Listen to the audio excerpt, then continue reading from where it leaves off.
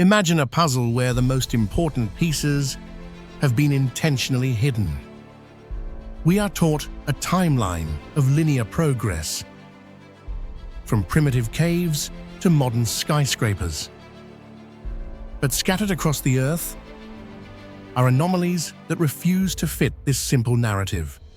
Massive stones, cut with laser-like precision, ancient maps showing Antarctica without ice, and global myths of a civilization that vanished overnight. This is not the work of hunter-gatherers. This is the echo of a forgotten science, a shadow history that haunts our own. We are standing on the shoulders of giants we refuse to acknowledge. The history books are not lying, but they are silent on the chapters that matter most. What if the beginning of our story is actually the end of theirs? Throughout human history, there are moments when artistic and technological sophistication suddenly leaps forward, seemingly ignoring the natural progression of development.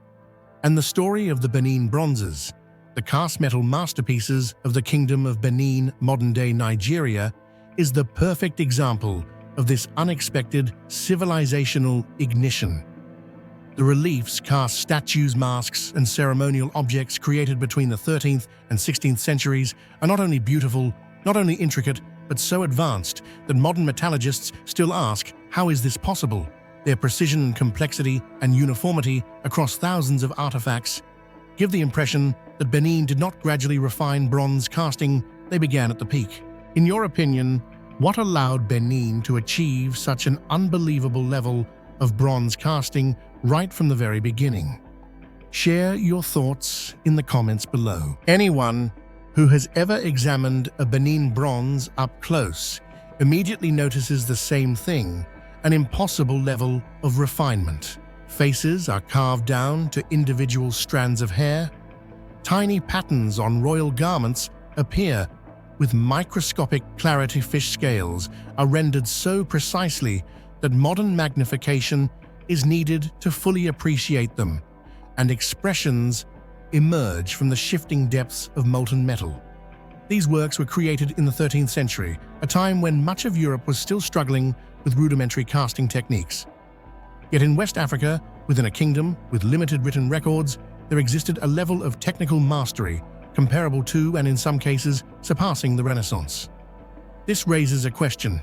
Archaeologists never stop repeating, how did Benin reach this level? To understand this mystery, we must begin with the technique the Benin artisans used. Lost wax casting, an ancient method found in many civilizations, yet Benin elevated it to a level of rare perfection. When the mold was heated, the wax melted away, and molten metal flowed into even the tiniest crevices, requiring the artisans to precisely control the mold's temperature, the alloy proportions, the pore rate of the metal, its shrinkage during cooling, and the uniformity of the final surface. What is astonishing is that the people of Benin could control all of these factors with extraordinary precision, despite leaving behind no evidence of standardized furnaces, temperature measuring tools, or any form of technical documentation. Modern analyses reveal that many artifacts contain optimized mixtures of copper, lead, and zinc that do not match any known ancient metallurgical standards, and some samples even contain zinc levels comparable to 16th century European brass, while the Benin works themselves are dated earlier, with no evidence of direct technological contact between the two regions at that time. The second mystery emerged when scientists analyzed the mineral composition of the Benin bronzes and discovered that certain samples of copper and zinc did not originate from the Benin region at all. This geological mismatch raises a series of difficult questions. Did the Kingdom of Benin possess a far more extensive trade network than historical records suggest, one capable of transporting rare metals from distant lands? Or were they recycling metals from a source that has vanished from written history, perhaps the remnants of a forgotten civilization that faded long before the world could document it? Could it even be that Benin once maintained contact with an undiscovered culture, a technological partner for which no direct evidence has yet been found.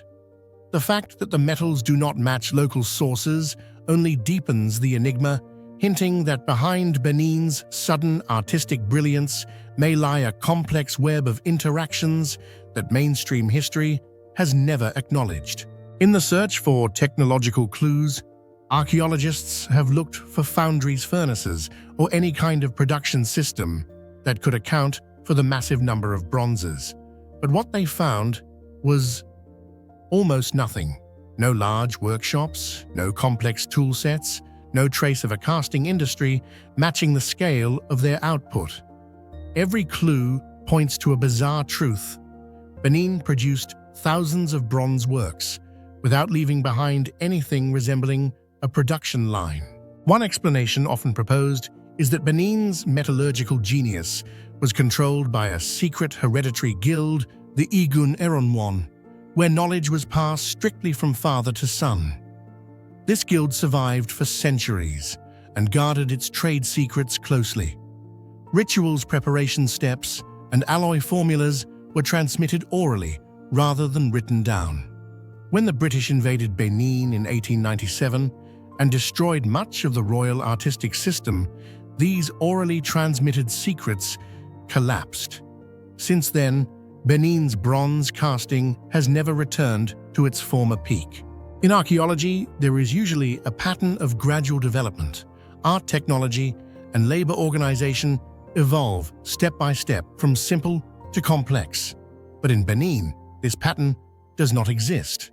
There is no evidence of an apprentice stage, no defective artifacts, no early prototypes, no instructional records, and no progression from crude to refined. The Benin craftsmen seem to have begun at the level of master artisans from the very start. From the very earliest surviving pieces, the Benin bronzes already display an almost unbelievable level of refinement, faces rendered with lifelike natural expression, compositions that are remarkably complex, and extremely tiny details cast in a single solid piece, details that modern technology often must separate into several components before assembling. Coral beads, fish-eye motifs, folds of garments all appear with such precision that they continue to puzzle specialists today. As researchers attempt to unravel the secret behind this sudden cultural leap, four major theories begin to emerge. One group of scholars believes that Benin may have inherited its mastery from a far more ancient metallurgical tradition, an older West African civilization that vanished before recorded history was able to capture it, leaving behind only traces embodied in the techniques Benin later perfected. The second theory points to the possibility of a sudden explosion of genius similar to what occurred in Renaissance Florence. Perhaps an entire generation of exceptional artisans arose simultaneously, establishing new technical standards and passing them down for many centuries. What astonishes historians is that the quality of the Benin bronzes did not diminish over time. Instead, it remained consistently high, a rarity in the history of art. The third theory suggests that Benin may once have interacted with an unrecorded civilization whose trade routes or technological knowledge have disappeared from historical memory. If this is true, every bronze artifact is not just a work of art, but also a clue to a lost network of ancient exchange. Finally, some researchers believe the real secret lies in the hereditary guild of artisans known as Igun Eronwan, a tightly controlled lineage that passed down its knowledge orally, safeguarding every formula and ritual.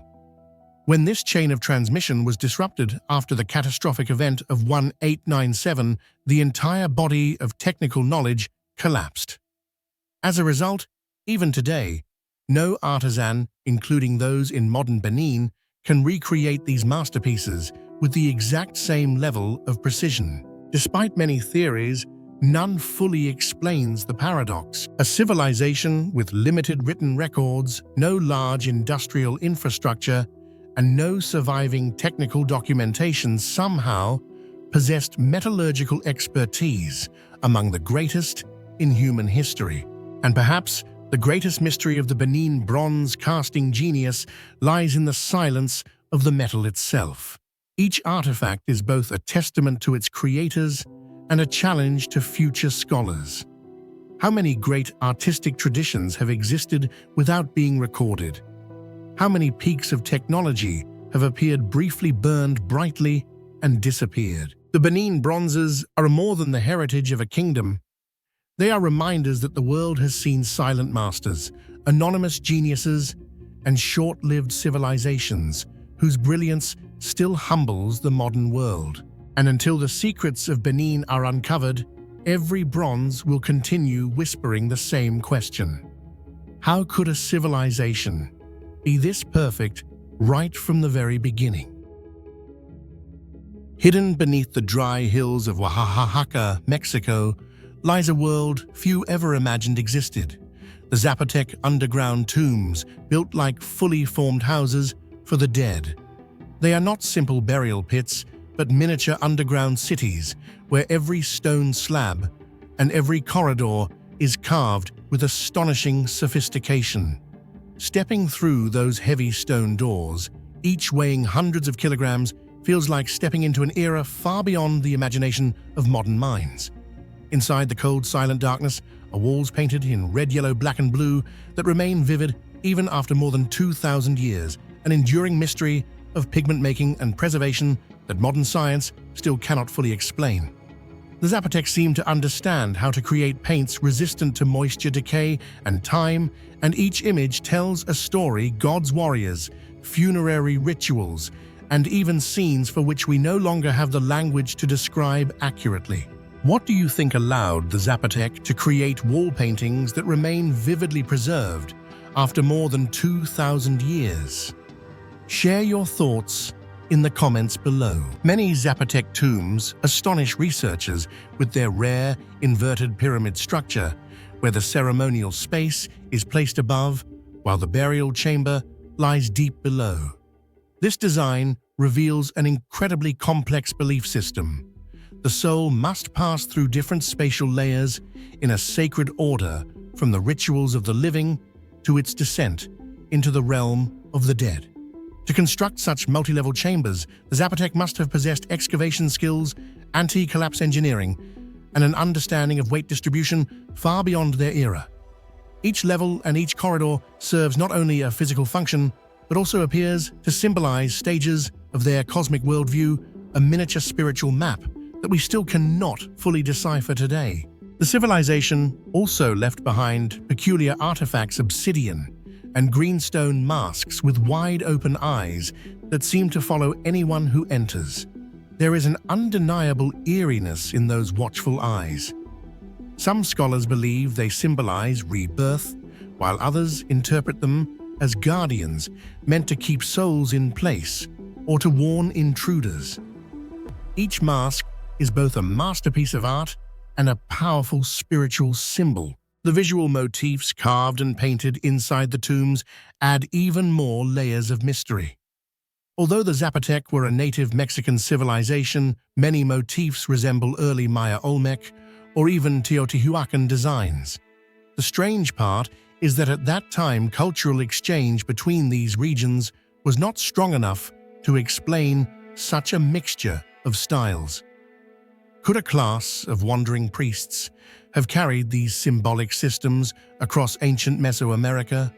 Or was there once a shared symbolic language that vanished with time? No one knows for sure. Archaeologists were stunned to find numerous animal remains inside the tombs, mostly of Xoloitzcuintli dogs believed to guide souls into the underworld. There were also turkey bones, snakes, and even puma remains, animals used as offerings with deep spiritual meaning tied to protection, transformation, or rebirth. Each species found aligns with complex ritual practices, but no written record survives to explain them.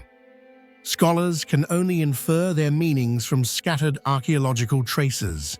Another unusual feature is that many Zapotec tombs were sealed with 2 or even 3 stone door layers, something extremely rare in Mesoamerican cultures.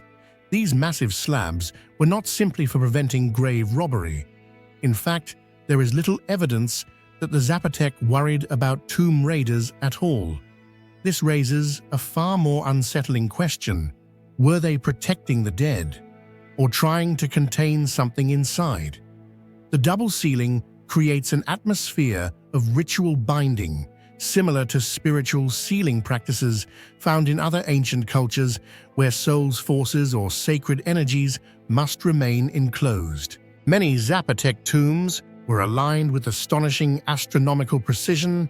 Their entrances point exactly toward the sun's position on the winter solstice, or coincide with the rising of Venus, a celestial body of great importance in Mesoamerican cosmology.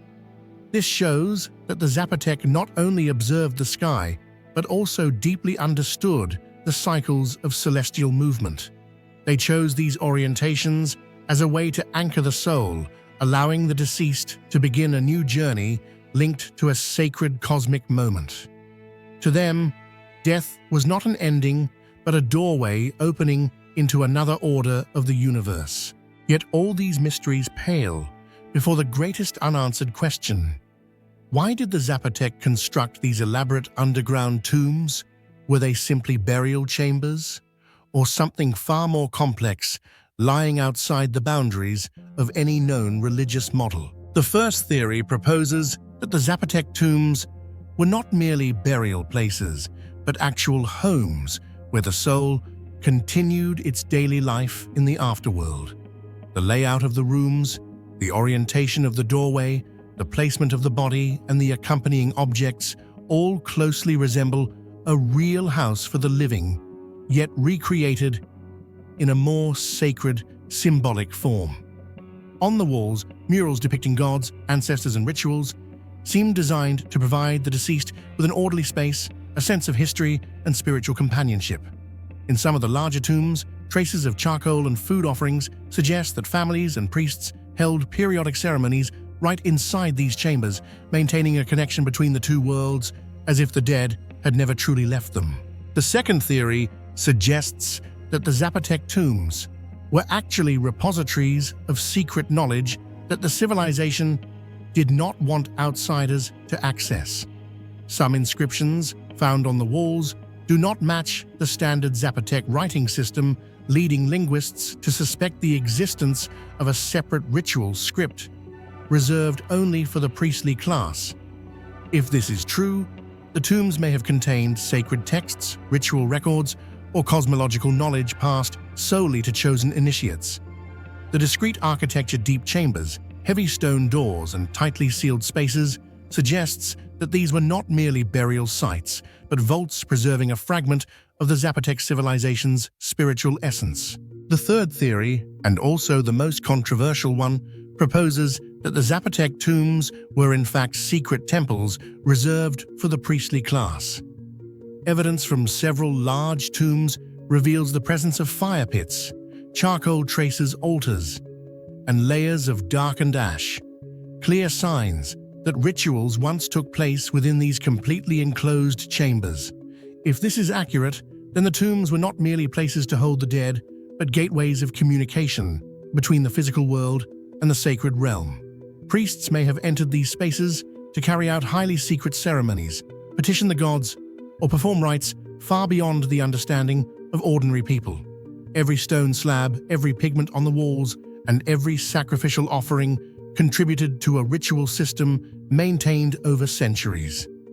And when the civilization declined, the entire sacred meaning sank into darkness, with it leaving behind a mystery with no definitive answer. What makes the mystery even deeper is that none of these theories is strong enough to stand as the definitive explanation. Each tomb reveals a different fragment, and the more archaeologists uncover, the more they realize that the Zapotec created something far beyond the concept of a tomb. They built a concealed world, a spiritual domain, on the threshold between life and death, one that leaves modern observers standing at the entrance, wondering what exactly were the Zapotec trying to protect down here. When archaeologists entered the dry Casma Valley in Peru and first saw the strange carved stone panels at Sechin Bajo, they never imagined they were standing before one of the oldest cultural monuments in the Americas. Their age stretches back to around 3,500 years before Christ, almost 6,000 years ago today, matching the earliest Egyptian pyramids and predating many civilizations once thought to be pioneers in the region. But their antiquity is only the surface. What elevates Sechin Bajo to legendary status in archaeology is the content of its depictions, imagery so puzzling that it challenges every existing theory. They do not portray daily life, do not celebrate agriculture, do not honor familiar deities, but instead are filled with violent scenes, dismembered human bodies, exposed organs, severed heads, and limbs. In a land where people had only recently emerged from the pre-ceramic era, the presence of such carvings throws the entire understanding of origins, beliefs, and social complexity into question. What do you think the true purpose of these strange carvings was? A ritual, a warning, or a message we still cannot decode? Share your thoughts in the comments below. Sechin Bajo is not only distinct in age, but also reveals an ideological system entirely separate from any other Andean ceremonial center of its time. If Caral Norte Chico represents stability, trade, and early urban development, then Sechin Bajo exposes a worldview rooted in violence, direct confrontation, and overt displays of power. The carvings here are both rough and astonishingly sharp, with deep incisions stretching meters across, suggesting a level of craftsmanship far beyond the crude stone tools pre-ceramic societies are believed to have used. Many scholars admit that this sophistication seems incompatible with the known development level of the community that created it, raising an even more unsettling question: did they possess a now-lost technology? Or is our understanding of this period missing crucial pieces? And more importantly, what were they trying to communicate through such haunting scenes? One of the most perplexing aspects for researchers is the complete mismatch between these carvings and any known cultural tradition in the Andes. The carved human figures at Sechin Bajo have strange block-shaped heads, round empty eyes, and bodies lacking anatomical detail. Some seem to wear masks, others stand in unnatural poses. None of these symbols align with any known religious or artistic systems of early Andean societies. This has led to theories that Sechin Bajo may represent an unknown culture or a socially isolated group with a radically different belief system. Archaeologists also note repeating visual structures, groups of standing figures, groups of dismembered bodies, unidentified tools, and recurring circular or diagonal motifs. All of this suggests a visual language, a symbolic system that humanity has lost the ability to understand. Sechin Bajo also features complex architecture with multiple construction layers, indicating the site was continuously used for thousands of years. Each new layer added fresh carvings, modified old ones, or constructed new surrounding walls. This suggests the site was extremely important to its community, not just as a settlement center, but potentially as a political hub, ceremonial ground, or a place where decisions of life and death were made. Some scholars believe the complex may even have been designed along astronomical axes aligned with solar or lunar cycles. If true, Sechin Bajo may have served as both a ritual center and a form of cosmic record carved into stone. Yet despite countless theories, the biggest question remains unanswered. What were these carvings meant to do? This is the mystery that makes Sechin Bajo one of the most difficult puzzles in Andean archaeology. The first theory suggests human sacrifice.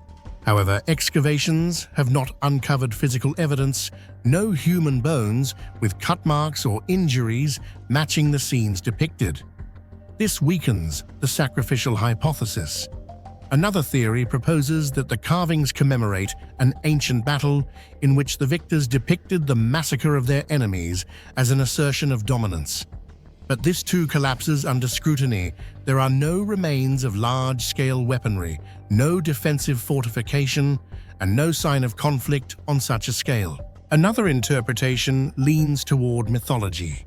Perhaps these gruesome scenes do not represent real events, but instead symbolize creation, death, rebirth, or deities associated with war, agriculture, or life cycles.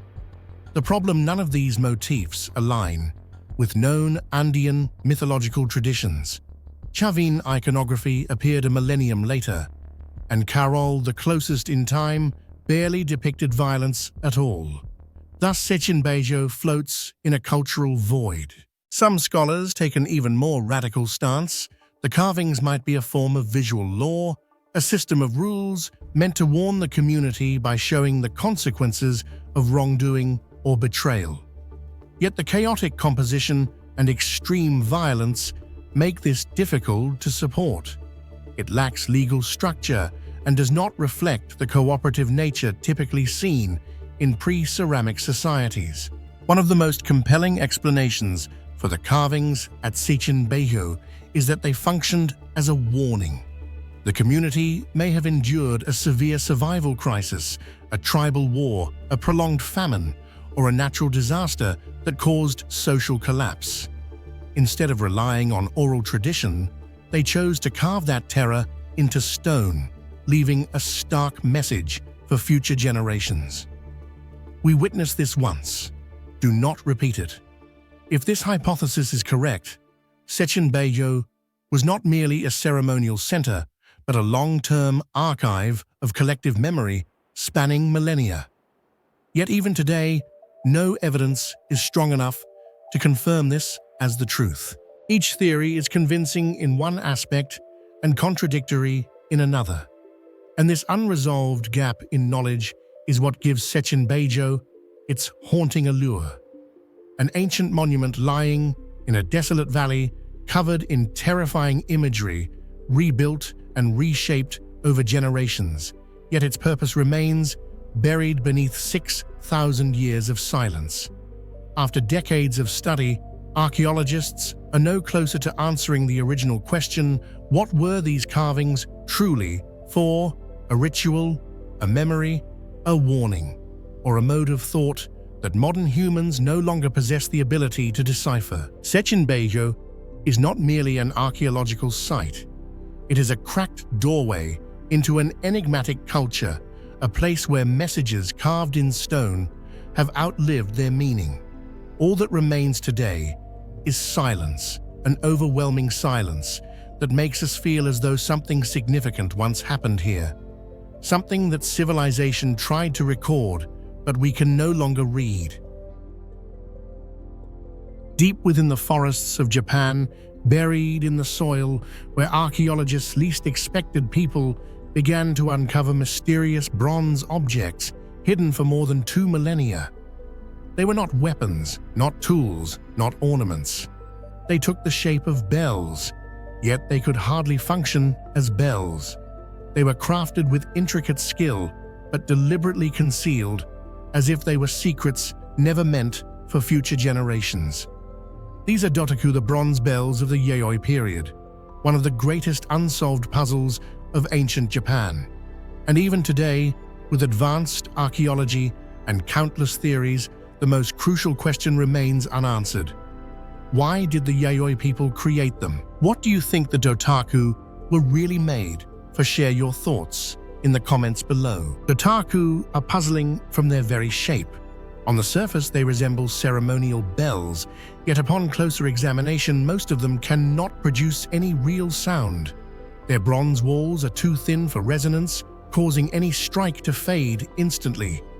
Their structure is too light or full of gaps that muffle vibrations, and many lack hanging points or any marks indicating they were ever rung.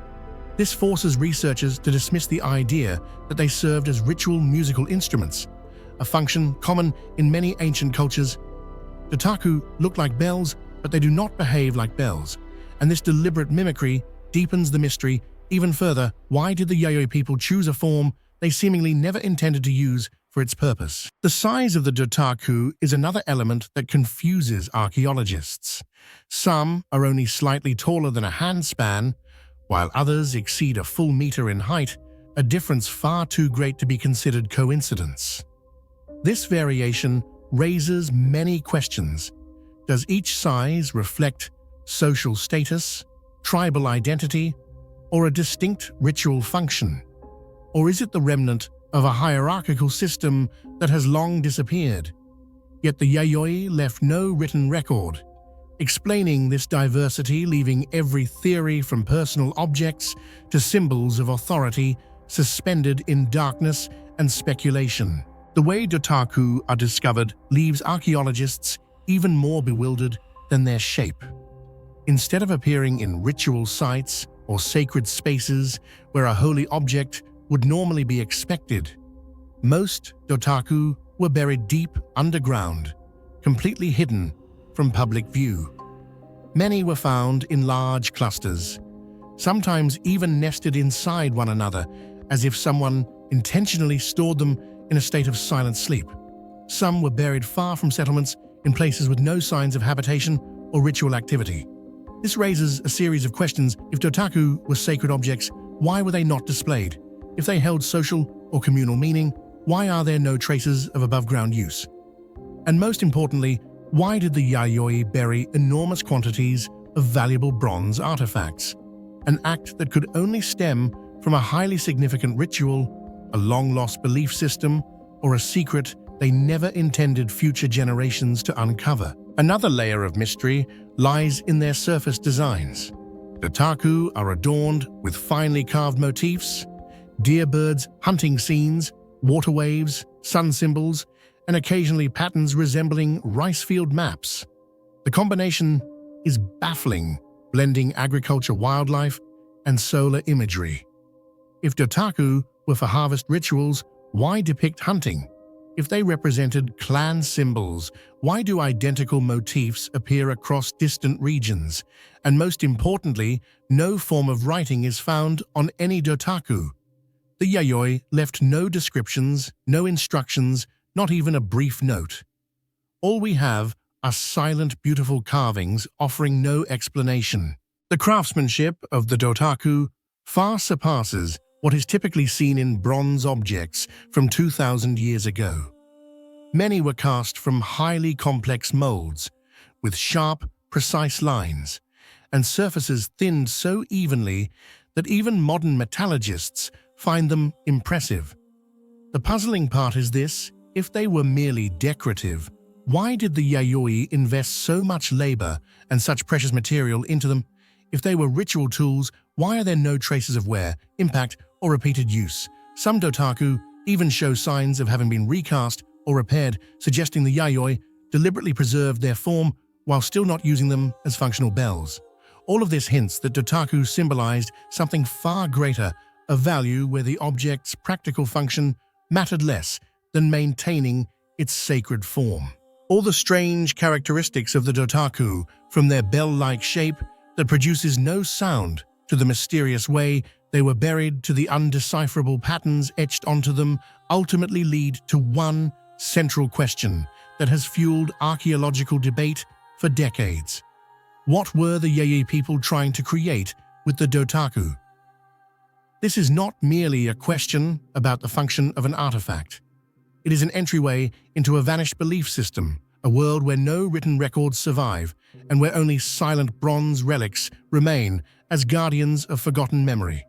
To this day, 4 major theories have been proposed, each compelling, each reasonable, yet all riddled with contradictions that prevent any from becoming the definitive answer. The first theory suggests that Dotaku were objects used to pray for good harvests or rain. Their carvings depict rice fields, deer, wild ducks imagery, deeply tied to the agricultural cycle. This has led many scholars to believe Dotaku were ritual items meant to ensure bountiful crops. Yet a paradox remains: if they were so important, why were they buried deeply instead of placed in ceremonial areas? Why are there so many burial sites, including Dotaku, that show no signs of ever being used? their deliberate burial weakens this theory from its foundation. The second theory views Dotaku as agricultural calendars, where motifs, especially sun symbols, marked planting and harvesting phases. However, no one can actually read these symbols, nor is there evidence that the Yayoi used visual motifs to track time. The patterns are overly abstract, inconsistent, and vary dramatically from bell to bell. This makes the theory appealing in concept, but weak in evidence. The third theory proposes that Dotaku were totems or clan emblems with animal motifs representing different groups. If true, they should appear in locations tied to authority or ancestral worship. Yet they are often found in places unrelated to ritual activity and sometimes buried in mixed clusters containing many different motifs. The repetition of identical symbols across distant regions further challenges this interpretation. The fourth theory imagines Dotaku as wind-activated sound devices, hung so that passing air could create gentle ritual vibrations.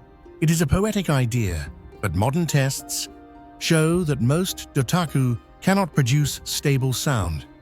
Many lack suspension structures, and some are cast shut internally, making sound production nearly impossible. This turns the theory into more symbolism than functional truth. All theories circle back to the same point. No one knows what Dotaku were for. This enduring mystery is what makes Dotaku one of Japan's most fascinating ancient enigmas.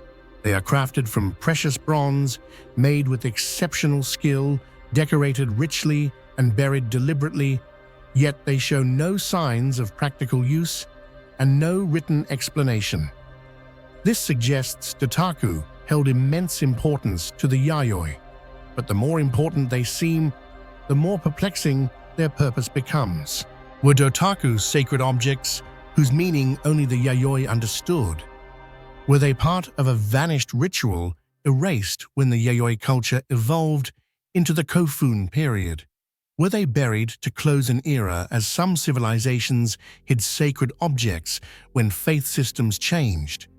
Or were they community treasures brought out only during rare events that left no trace? Whatever the truth may be, Dotaku stand as reminders that even advanced civilizations leave behind mysteries that defy explanation. We know how the Yayoi cooked, farmed, fought, and built, yet one of their most elaborate creations remains completely unreadable. And that is why the Yayoi bronze bell purpose continues to challenge modern archaeology. With no texts, no recorded rituals, and no descriptions, these silent bronze bells guard a lost knowledge of an ancient world. Perhaps one day, another artifact will emerge with the answer. Perhaps a single overlooked motif is the key.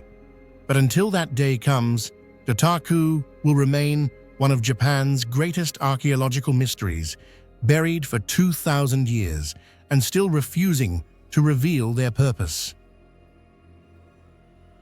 When construction workers found what looked like a human bone in a small peat bog in Winter Springs, Florida, in the 1980s, they had no idea they were opening a doorway into a past nearly 8 millennia old. Beneath the black, organic, rich mud, hundreds of skeletons slowly emerged, revealing one of the most remarkable archaeological discoveries in North American history, the mysterious community now known as the Windover Bog People. What makes Windover extraordinary is not only its age, more than 7,000 years, but the almost defiant level of preservation, where human brains, soft tissues, woven fabrics, and even cellular structures remain intact, something typically seen only in frozen tundras, not the humid heat of Florida. What do you think could have caused an entire 7,000-year-old community to be preserved so mysteriously in a Florida bog? Share your thoughts in the comments below. The level of preservation at Windover exceeds every natural rule archaeologists expect from a hot and humid environment. Inside many skulls, brain tissue still retains distinct structural regions, as if the bodies had been placed there only months ago. The anaerobic organic acid-rich peat created an almost sterile environment, halting decomposition entirely. Because of this, scientists were able to extract ancient DNA from soft tissue in the eastern United States for the very first time, a feat no one thought possible. When analyzed, the DNA revealed that the Windover people did not belong to any known Paleo-Indian lineage, nor did they match the indigenous tribes that appeared millennia later. They formed an isolated population standing alone on the genetic map of North America, with virtually no descendants, deepening the mystery of their origins even further. Their burial practices posed an even deeper mystery. Instead of digging graves on dry land, the Windover people gently placed the dead into a peat bog, lying on their backs' heads, aligned in a consistent direction, and pinned the bodies down with wooden stakes to prevent them from floating up.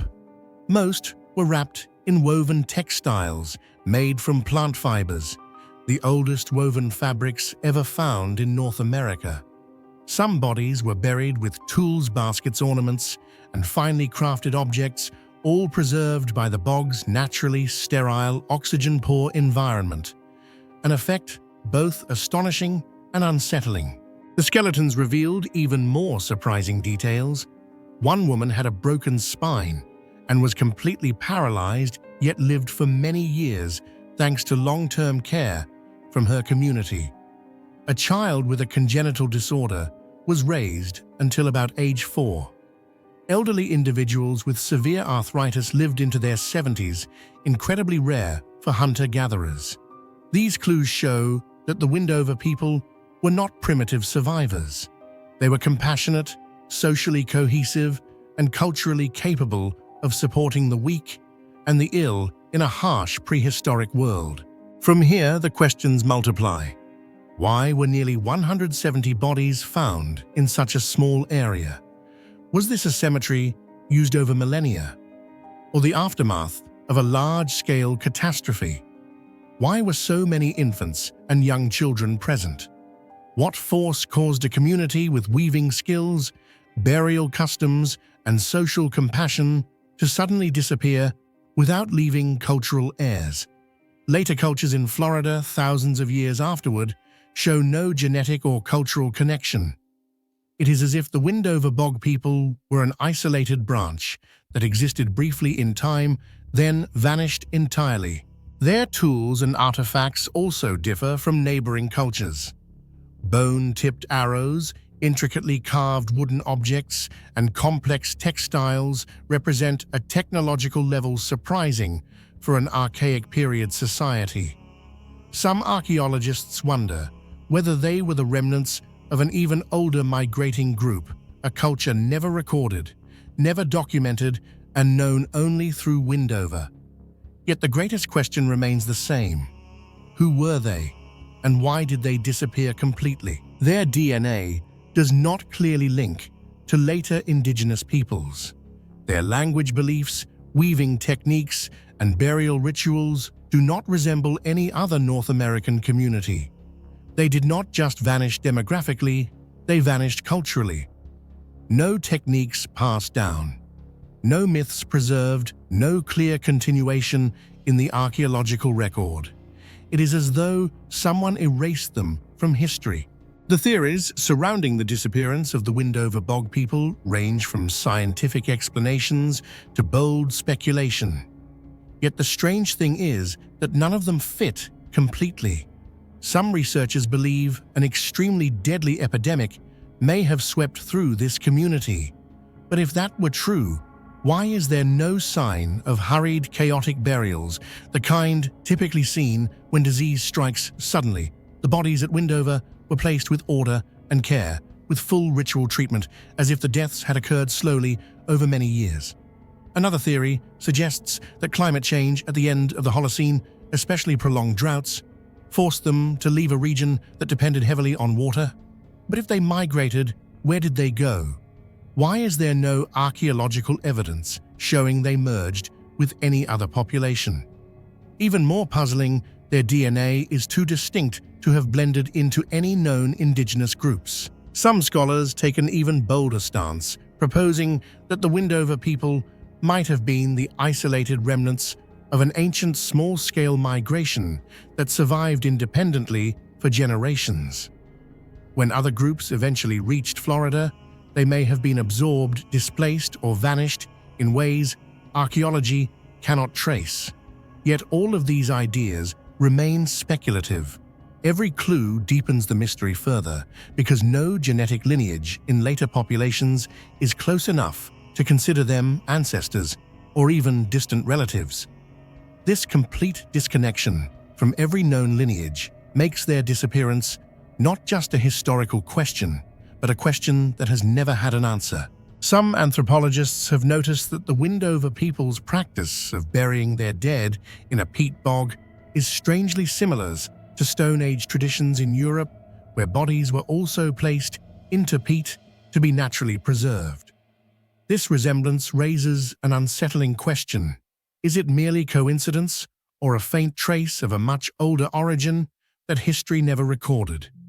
There is no direct evidence to confirm such a connection, yet the artifacts at Windover feel like scattered pages from an ancient book, enough to prove the story once existed, but not enough to reveal the entire journey this community had taken. Their origin, therefore, becomes even harder to grasp, fading like a silhouette erased by time. And so the central mystery only grows deeper. Who were they really? Where did they come from? And why did a community with such organization, technology, and clear spiritual rituals disappear from history as if it had never existed? To this day, no one has answers. All Windover has left behind are skeletons resting in peat-woven textiles, preserved for more than 7,000 years and ancient brains still intact inside their skulls, as if waiting for someone to finally decode the story they never got to tell. But every time researchers get close to an answer, the mystery thickens, as though the Windover people wish to keep their secrets hidden. Thus, they remain suspended between knowledge and myth, between archaeology and legend, a prehistoric community that appeared suddenly lived in silence and vanished into the darkness of time, leaving behind a single haunting question. Who were they, and what truly happened to them? If there is any writing system on Earth that looks like a message left behind by a vanished civilization, minimal puzzling and showing no evolutionary development, then it is Ogham, the unique script of ancient Ireland.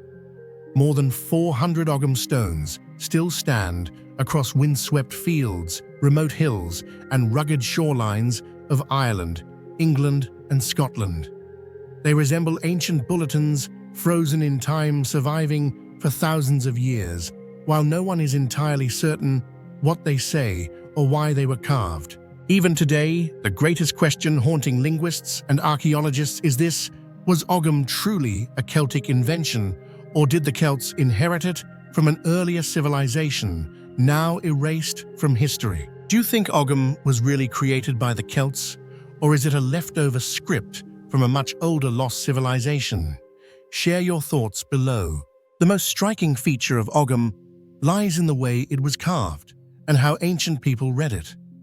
Unlike most ancient scripts engraved on the flat surfaces of stone, Ogham was carved along the very edge of the stone, as if that edge were the spine of the entire text. From this spine, clusters of straight strokes spread to the left, to the right, or across each group, representing a distinct character. Even more unusual is the reading direction. Ancient readers had to begin at the base of the stone and follow the strokes upward toward the top.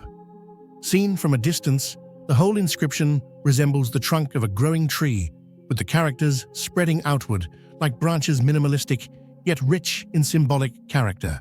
One of the most perplexing mysteries of Ogham lies in the very moment of its emergence. Most ancient writing systems show a long developmental path, evolving from simple marks into fully structured alphabets. Yet Ogham appears suddenly, as if already complete from the very beginning, with a full set of orderly, well-defined characters. There is no primitive form of Ogham, no experimental inscriptions, and no trace of gradual evolution.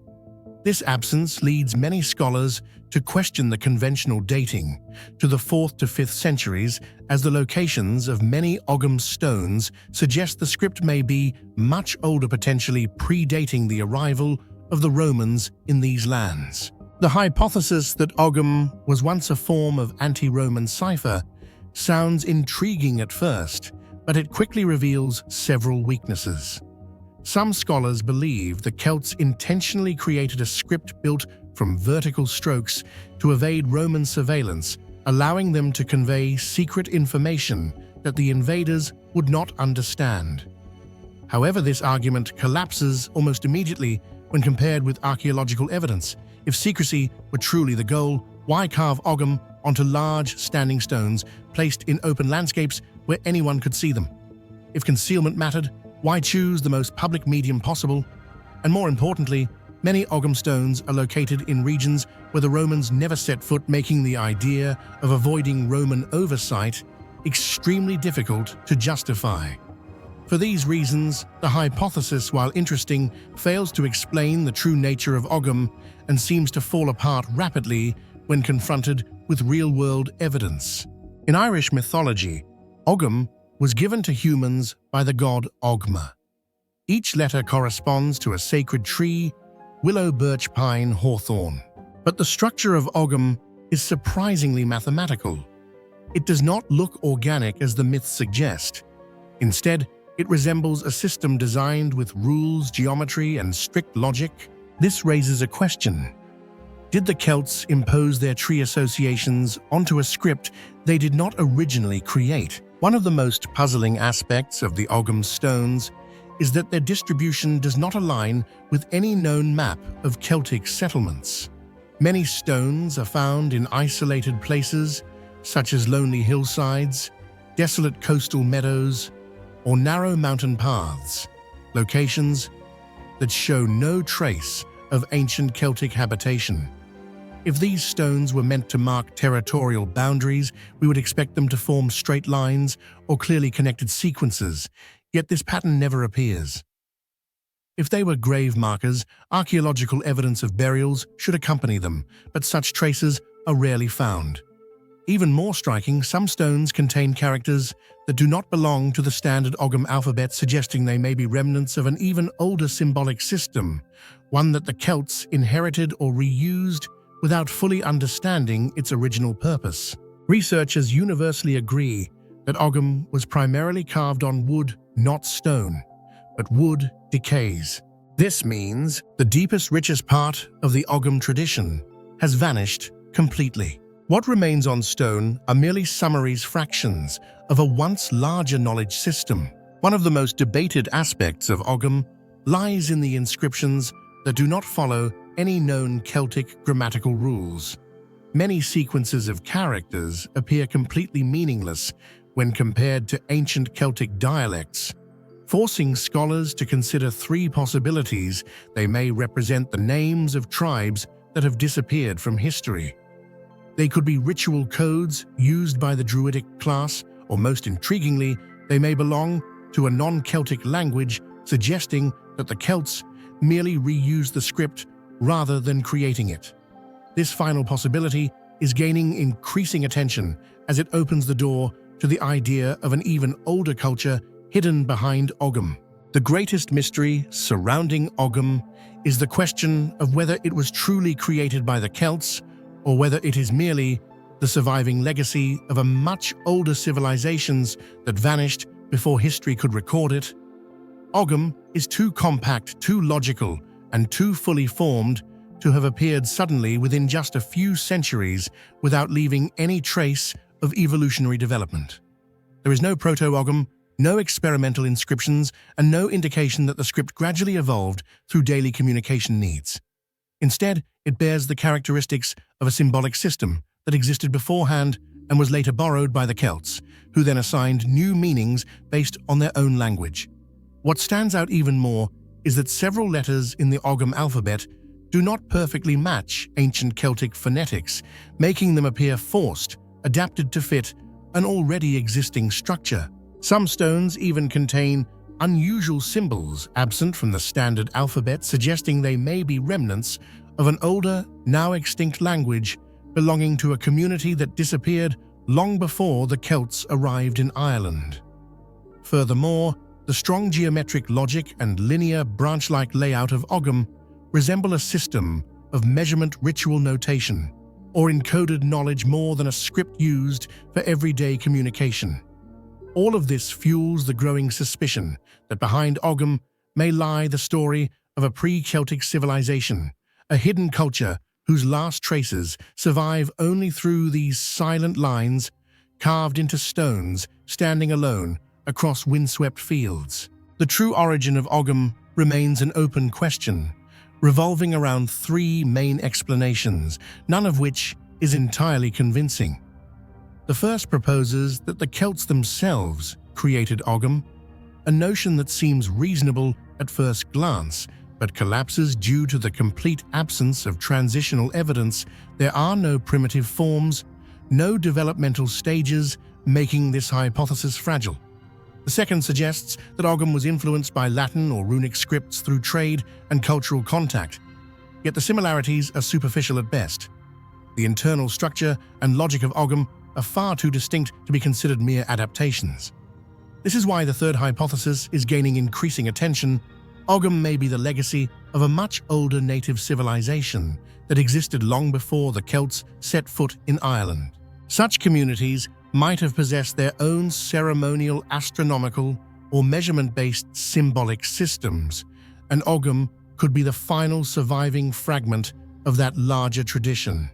If this is true, then Ogham is not simply a Celtic script, but the last remaining trace of a European civilization erased from history. If you look at the map, the Bermuda Triangle appears completely ordinary, just a wide stretch of ocean between Miami, Bermuda, Puerto Rico. But once you step into the history of what has happened here, ships vanishing in seconds flight, squadrons that never returned, radio signals swallowed without a trace, and eyewitnesses describing bizarre phenomena as if entering another world, you begin to understand why the name Devil's Triangle has persisted for decades without a unified scientific explanation. This is not merely a dangerous sea. This is a place where the laws of physics sometimes seem to simply switch off. If you were standing before this mysterious sea, what do you think is the most reasonable explanation for these strange disappearances? Share your thoughts in the comments below. For more than a century, this region has been the center of some of the most mysterious disappearances in modern history. Many occurred when the weather was unnervingly perfect, with no warning signs. Some pilots reported losing their compasses, GPS spinning out of control radios, dropping as if someone unplugged them. Ship captains described glowing silver fogs or spiral-shaped clouds enveloping their vessels. But the strangest detail is that many ships and aircraft vanished completely, no debris, no oil slick, no survivor traces. Everything seemed to be swallowed by an invisible void. This region also lies on the path of the Gulf Stream, a massive oceanic river flowing through the Atlantic, strong enough to sweep away debris within hours. This makes search and rescue nearly impossible, but a strong current alone cannot explain disappearing radio signals, compasses spinning wildly, or the simultaneous loss of 5 military aircraft from Flight 19 in a single day.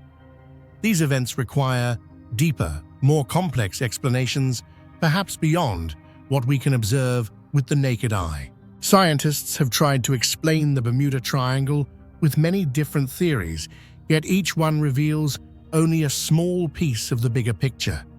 Magnetic anomalies may cause compasses to drift, but they cannot make an entire flight squadron vanish without a trace.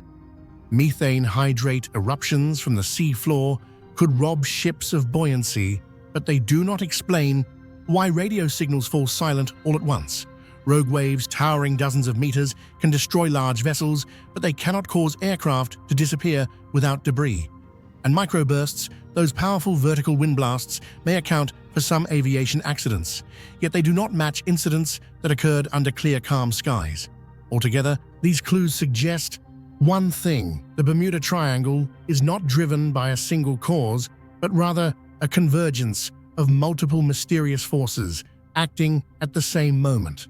Although each theory seems reasonable on its own, they quickly reveal their limitations when applied to real incidents in the Bermuda Triangle. Methane hydrate might cause a ship to sink suddenly, but it cannot explain why radio communication would go silent at the same moment. Rogue waves may be powerful enough to destroy large vessels, yet they cannot make an aircraft disappear without leaving debris behind. Microbursts can bring down a plane, but they have nothing to do with compasses spinning wildly under a perfectly clear sky. Even magnetic anomalies cannot simply swallow an entire squadron. Each theory solves only a small fragment of a much more complex puzzle surrounding this mysterious region. What makes the Bermuda Triangle truly perplexing isn't just the disappearances, it is the instability of the phenomena that occur there. If the region had a constant magnetic anomaly, every ship would be affected, but that simply doesn't happen.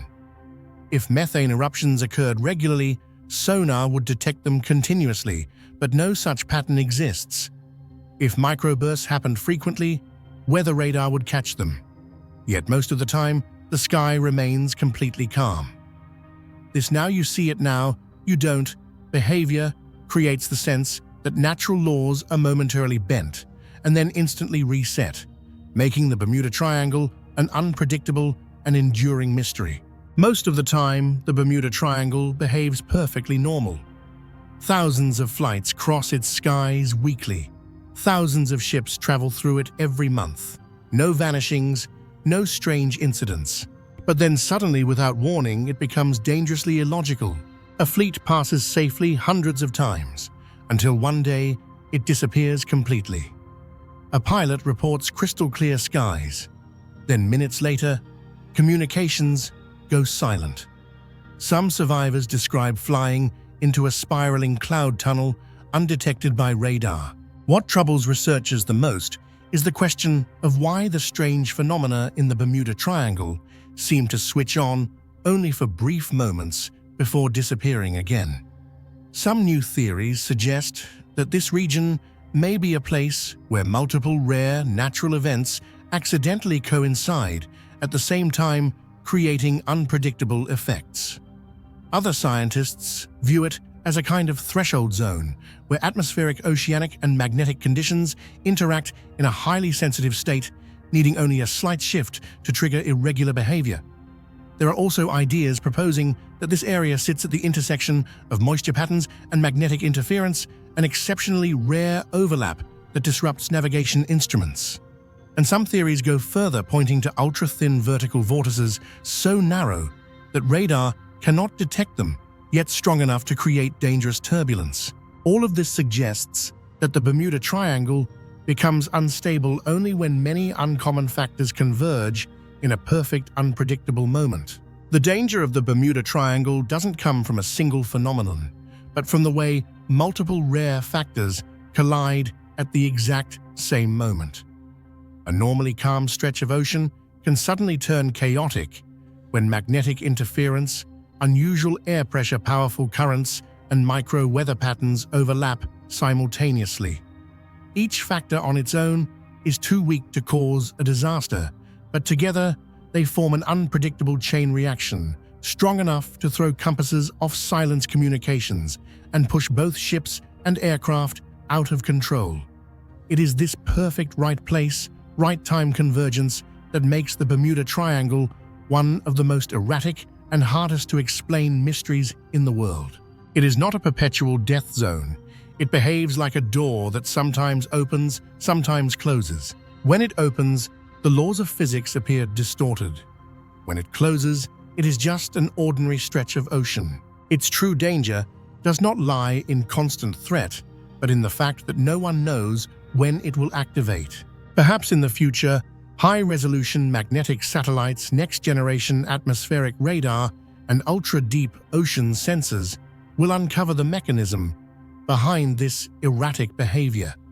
But until then, the Bermuda Triangle retains the most unsettling quality of all, a mystery that does not repeat in any predictable pattern. Deep within the green forests of Sri Lanka, a towering monolithic rock rises like a fortress built by ancient gods, and at its summit lies Sigiriya, a place that confounds archaeologists from the very first glance. Nowhere else in Asia exists a structure so grand, so strange, and so profoundly inconsistent. From the ground looking up, Sigiriya does not resemble a creation of a single kingdom. It feels like a fractured mosaic shaped by different eras, different cultures, perhaps even different civilizations layered on top of one another. Extreme refinement sits side by side with inexplicable crudity. Architectural layers clash, overlap, and break off abruptly, all merging into a mystery seemingly crafted to remain hidden for 1,000 years, challenging every attempt humanity has ever made to decode it. Do you think Sigiriya was truly built by one kingdom, or does it hint at something far older? Share your thoughts in the comments below. Sigiriya astonishes right from its very location, a palace fortress perched on the summit of a nearly vertical monolithic rock, rising more than 200 meters above the forest. The greatest mystery lies in how ancient builders transported thousands of tons of materials, bricks, stone, mortar, statues, timber, to such a height in the 5th century without metal pulleys, cranes, or any advanced lifting technology. Modern engineers agree that Sigiriya's construction difficulty far exceeds the standards of its time. Staircases carved directly into the rock spiral pathways, clinging to sheer cliffs and walls that once wrapped around the entire mountain, suggest remarkable organizational and engineering abilities. Yet strangely, many sections lack consistency, as if different teams across different eras with entirely different technical mindsets each left their own imprint on the mountain. When stepping into the lower palace grounds, what amazes archaeologists most is not the symmetrical beauty of the pools, but the way the entire hydraulic system operates. The fountains of Sigiriya function entirely through natural pressure. Water from higher reservoirs flows through narrow underground channels, generating enough force for the jets to rise into the garden air, an astonishingly sophisticated design for the 5th century. Even more puzzling, many of these fountains still work after more than a millennium, suggesting near-perfect precision. Some channels are carved directly into the bedrock, distinct from the brick architecture above, hinting that they may belong to an even older period. This technical disparity leads many experts to believe Sigiriya was not the creation of a single king, but a layered structure built over generations, perhaps by multiple cultures across different eras. Venturing deeper inside, visitors encounter the Mirror Wall, a limestone surface polished so intensely that it reflects human silhouettes like a true mirror. What makes it puzzling is that 5th century Sri Lankan stone polishing techniques were nowhere near advanced enough to create a glass-like sheen of this quality. Experts believe achieving such a perfectly flat, ripple-free surface would have required months of continuous polishing with a specialized mineral mixture. The ancient poems carved into the wall, preserved for more than 1,000 years, show that it was once one of the most admired features of the entire site. Yet the greatest mystery lies here. This polishing technique appears nowhere else in the region, raising the question of whether the mirror wall was crafted by an entirely different group of artisans or even from a much older historical phase than the rest of Sigiriya. Halfway up the rock face are the famous frescoes known as the Maidens of Sigiriya. They depict radiant female figures with vibrant skin tones and intricate attire, painted with mineral pigments of exceptional durability.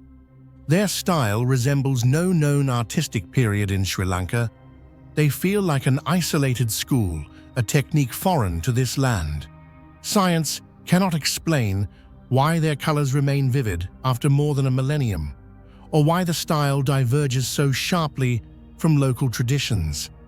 Some archaeologists believe the artists may have belonged to another culture, entirely another layer of Sigiriya's growing inconsistency.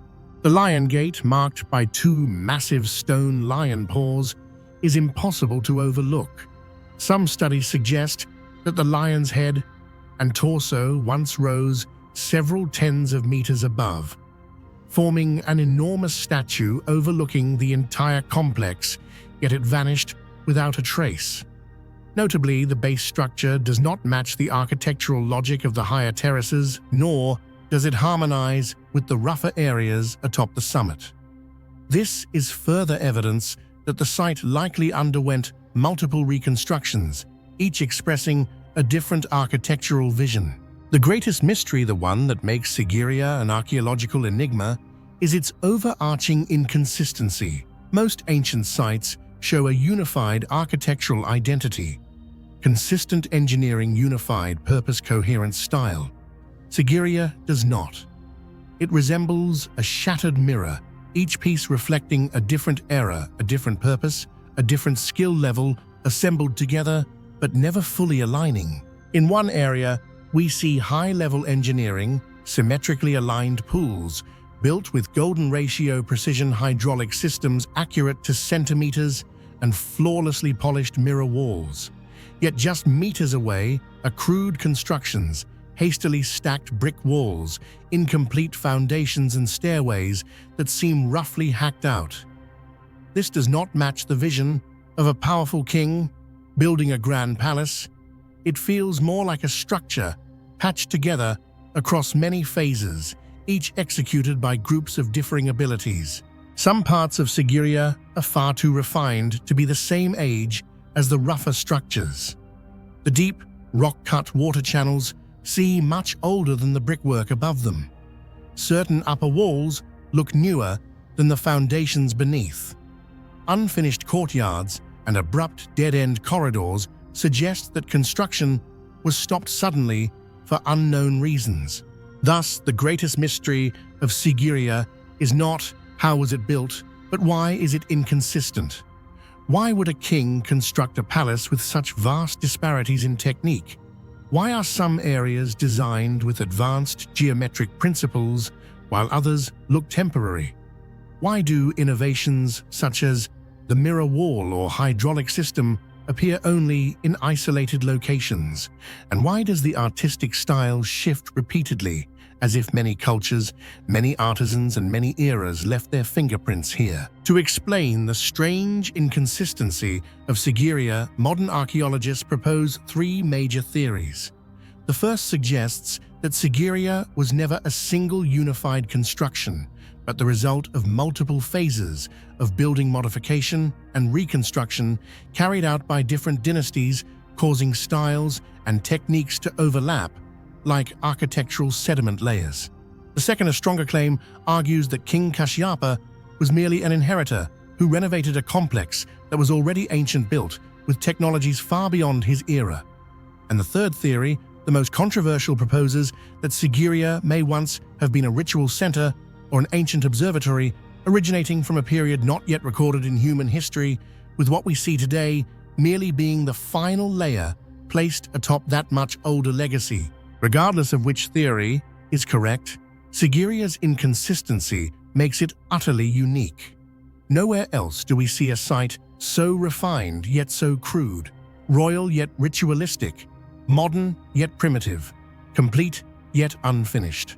These contradictions, these layers, mismatches, and unresolved fragments elevate Sigiriya above known civilizations. Until science uncovers the full truth, Sigiriya will continue to rise above the Sri Lankan forests like a book, with many torn chapters, leaving humanity to wonder who truly built Sigiriya and why does it never belong to just one era. Across Ireland and Scotland, scattered throughout calm lakes, lie hundreds of mysterious structures that modern researchers have only begun to understand. Crannogs, ancient man-made islands constructed from stone timber soil and countless wooden piles driven deep into the lake bed. Their strange placement forces a single question. Why did ancient people choose to build homes and ceremonial spaces in the middle of cold, hard-to-reach waters that demanded extraordinary labor? Even with everything archaeology has uncovered, Crannogs remain ancient puzzles, layered with time silence and unanswered mysteries. Why do you think ancient people deliberately built these artificial islands in the middle of lakes? Share your thoughts in the comments below. Building crannogs in the middle of lakes remains one of the most perplexing engineering feats of the ancient world. Although they appear natural from a distance, sonar surveys and underwater excavations reveal that their foundations are entirely artificial, constructed from hundreds to thousands of wooden piles driven deep into the cold, muddy lake bed. Ancient builders then stacked stones, timber moss, and soil on top to form a platform sturdy enough to support houses, storage structures, or ceremonial spaces. The most astonishing detail is that many crannogs were built hundreds of meters from shore, forcing workers to transport heavy materials across windswept water for weeks or even months. Without cranes, pile drivers, or specialized transport vessels driving each wooden post vertically underwater and keeping it stable was nearly impossible. This process required knowledge of hydrodynamics, load balancing, and precise control of materials in a constantly shifting environment. To this day, archaeologists still cannot fully replicate the techniques ancient builders used, leaving the construction of crannogs as one of the greatest unresolved mysteries of prehistoric engineering. Excavations reveal that many crannogs once held luxury items such as gold jewelry, fine ceramics, masterfully forged weapons, and remains of high-status meals, indicating that their inhabitants were far from poor. Yet the locations they chose to live in were inconvenient, risky, and isolated, hard to reach, hard to supply, and easy to become trapped on during storms. If crannogs were ordinary residential sites, why would wealthy individuals willingly accept such discomfort and danger? As excavations deepen, crannogs grow even stranger because many of them display no signs of daily life whatsoever. There are no hearths, no household waste, no dwellings, and no traces of domesticated animals. Such places may have been ritual sanctuaries or secure storage sites for sacred objects. Some contain thick layers of ash more than a meter deep, mixed with sacrificial animal bones and deliberately broken pottery, giving the impression of floating sanctuaries accessible only to selected individuals. For many years, scholars believed that crannogs originated around 3,000 years ago, but recent radiocarbon results shattered that assumption, revealing that some crannogs are over 6,000 years old, predating the earliest Egyptian pyramids.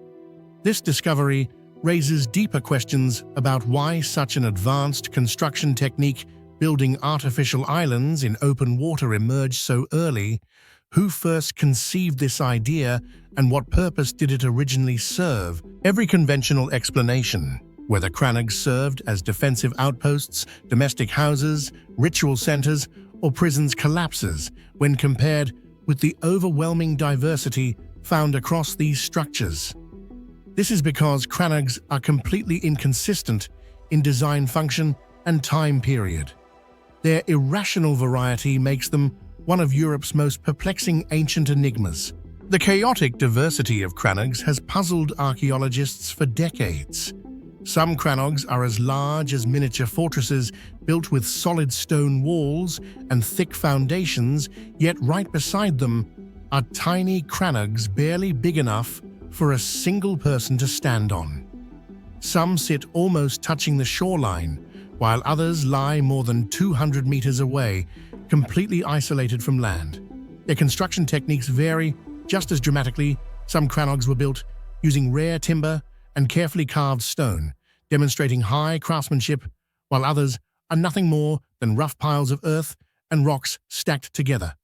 Even more astonishing is that their ages stretch from the Stone Age all the way to the medieval period. It is as if multiple cultures across thousands of years all borrowed the same idea, building islands in lakes, but each culture reshaped that idea to serve its own entirely different purpose. The inconsistency extends far beyond size and construction. it permeates function as well. One crannog contains gold artifacts and feasting leftovers, clearly suggesting elite residence. The next crannog stores nothing but ritual ash. Another hides a secret submerged causeway that only the builders could navigate. Others show almost no signs of long-term use, as though they were built for short special occasions and then abandoned. No two crannogs behave the same way. This leads to the most persistent question in crannog research.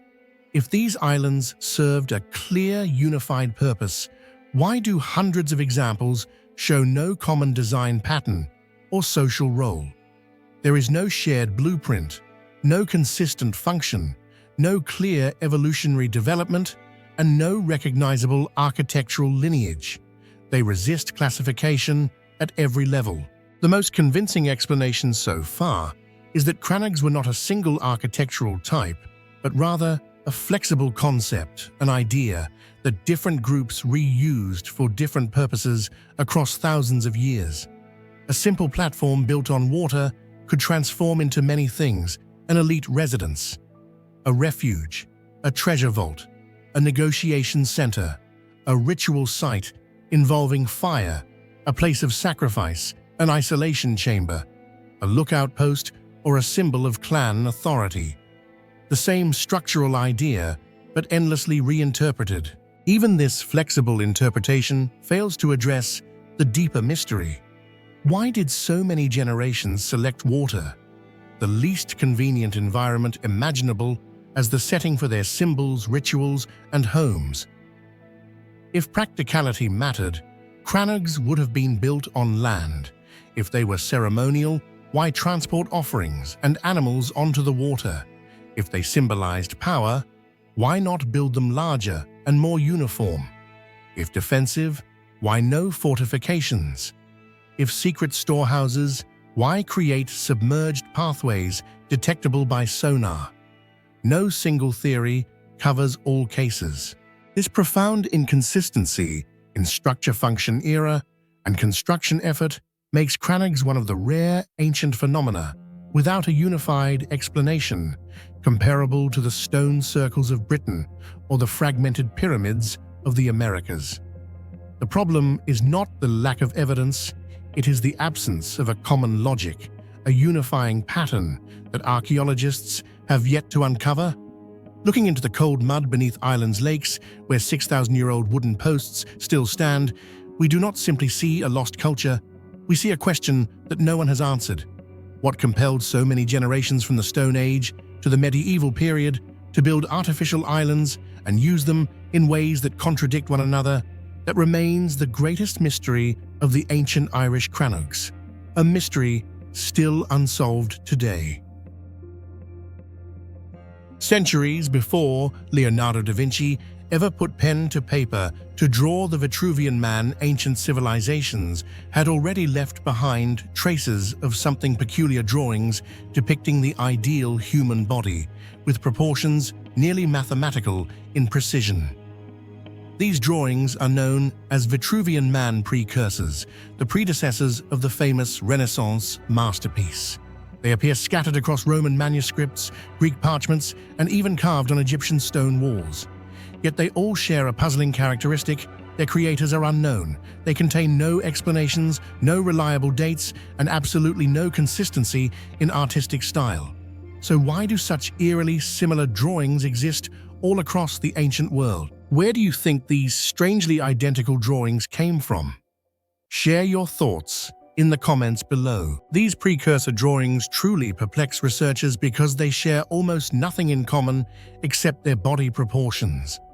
Some are sketched with only a few simple geometric lines reflecting the abstract thinking of the Greeks. Others depict muscles and bones with such precision that they seem to have been drawn by early modern anatomical artists. Some figures are rough and distorted, while others are so refined that the human form is placed perfectly within a circle and a square, mirroring Leonardo da Vinci's composition despite appearing centuries earlier. What startles scholars is that these cultures had no connection, shared no artistic techniques or languages, yet somehow produced the same proportional system. This uncanny similarity raises a troubling question. Could there have once existed a secret set of rules quietly passed down and never recorded? Leonardo based his Vitruvian Man on the vague descriptions of Roman architect Vitruvius. The human body is the model of architecture. Arm span equals height. The navel is the center of the circle. Yet many precursors discovered do not rely on Vitruvius's text, as they were created long before Vitruvius existed. This leads to a provocative theory. Perhaps Vitruvius was merely one of the last people to record knowledge that was already ancient in his own time. If so, these precursors are fragments of a far older intellectual tradition, now fading from history. One of the most astonishing aspects of these precursors is the level of precision that far surpasses what ancient technology should have allowed. These artists had no standardized rulers, no angle measuring tools, and no detailed anatomical models like those available in later centuries. Yet they were still able to divide the human body into sections balanced with near-perfect accuracy. Some drawings align with the modern golden ratio, while others match the unique measurement systems of ancient Egypt, systems not used in Greece or Rome. This strange consistency raises a profound question. How could civilizations separated by centuries and thousands of miles produce nearly identical human proportions unless they were drawing from a shared, unseen source of knowledge? The scattered appearance of these precursors across multiple ancient civilizations has led scholars to believe that there may once have been a school of human geometric study that flourished brilliantly before disappearing without a trace. These drawings do not seem like random creations, but instead bear the marks of a specialized intellectual group, possibly physicians, engineers, or architects who believed the human body was the key to decoding the order of the universe. More daring theories suggest that these precursors are the surviving remnants of a prehistoric civilization possessing advanced knowledge that was later lost in a major collapse. If this hypothesis is true, these drawings may be the final fragments of an entire knowledge system that once existed but has been almost completely erased by time. Several drawings show signs of erased authorship, scratched out dates or ink corrections added centuries later, raising suspicions that someone deliberately obscured their origins.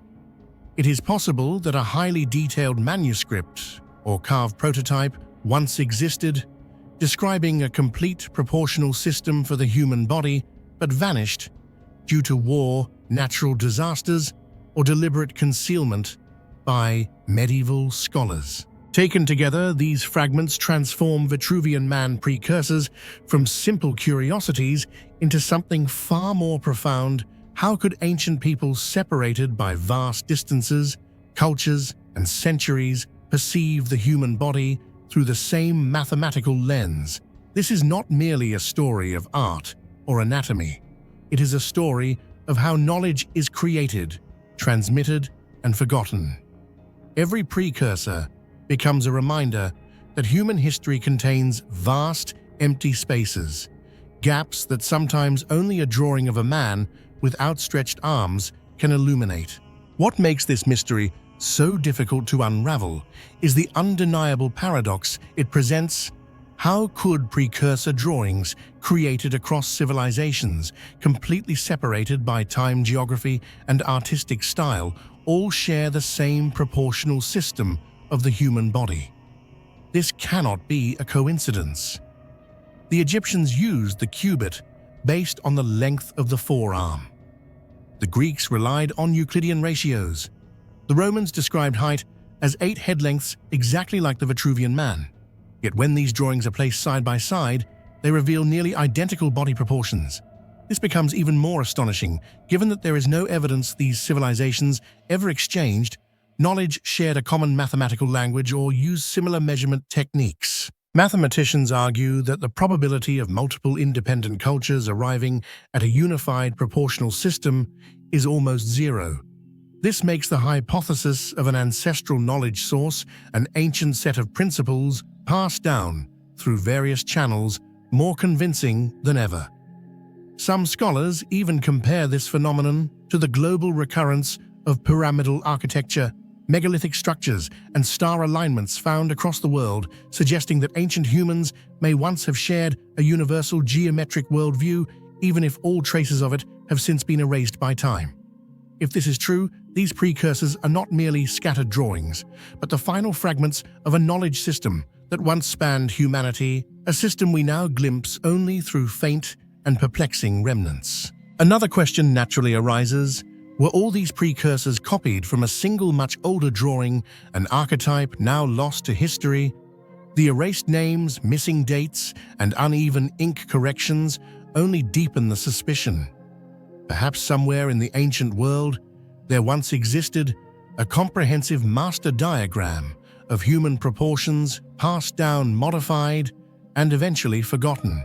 Looking back at Leonardo's masterpiece, one cannot help but wonder, was he merely the final inheritor of a millennia-long tradition, or did he unknowingly rediscover principles that even the ancients could not fully explain? Whatever the truth may be, Vitruvian man precursors remain haunting echoes of a lost intellectual lineage, figures without names or voices, drawn with proportions so perfect that the modern world must pause and ask, who taught them this?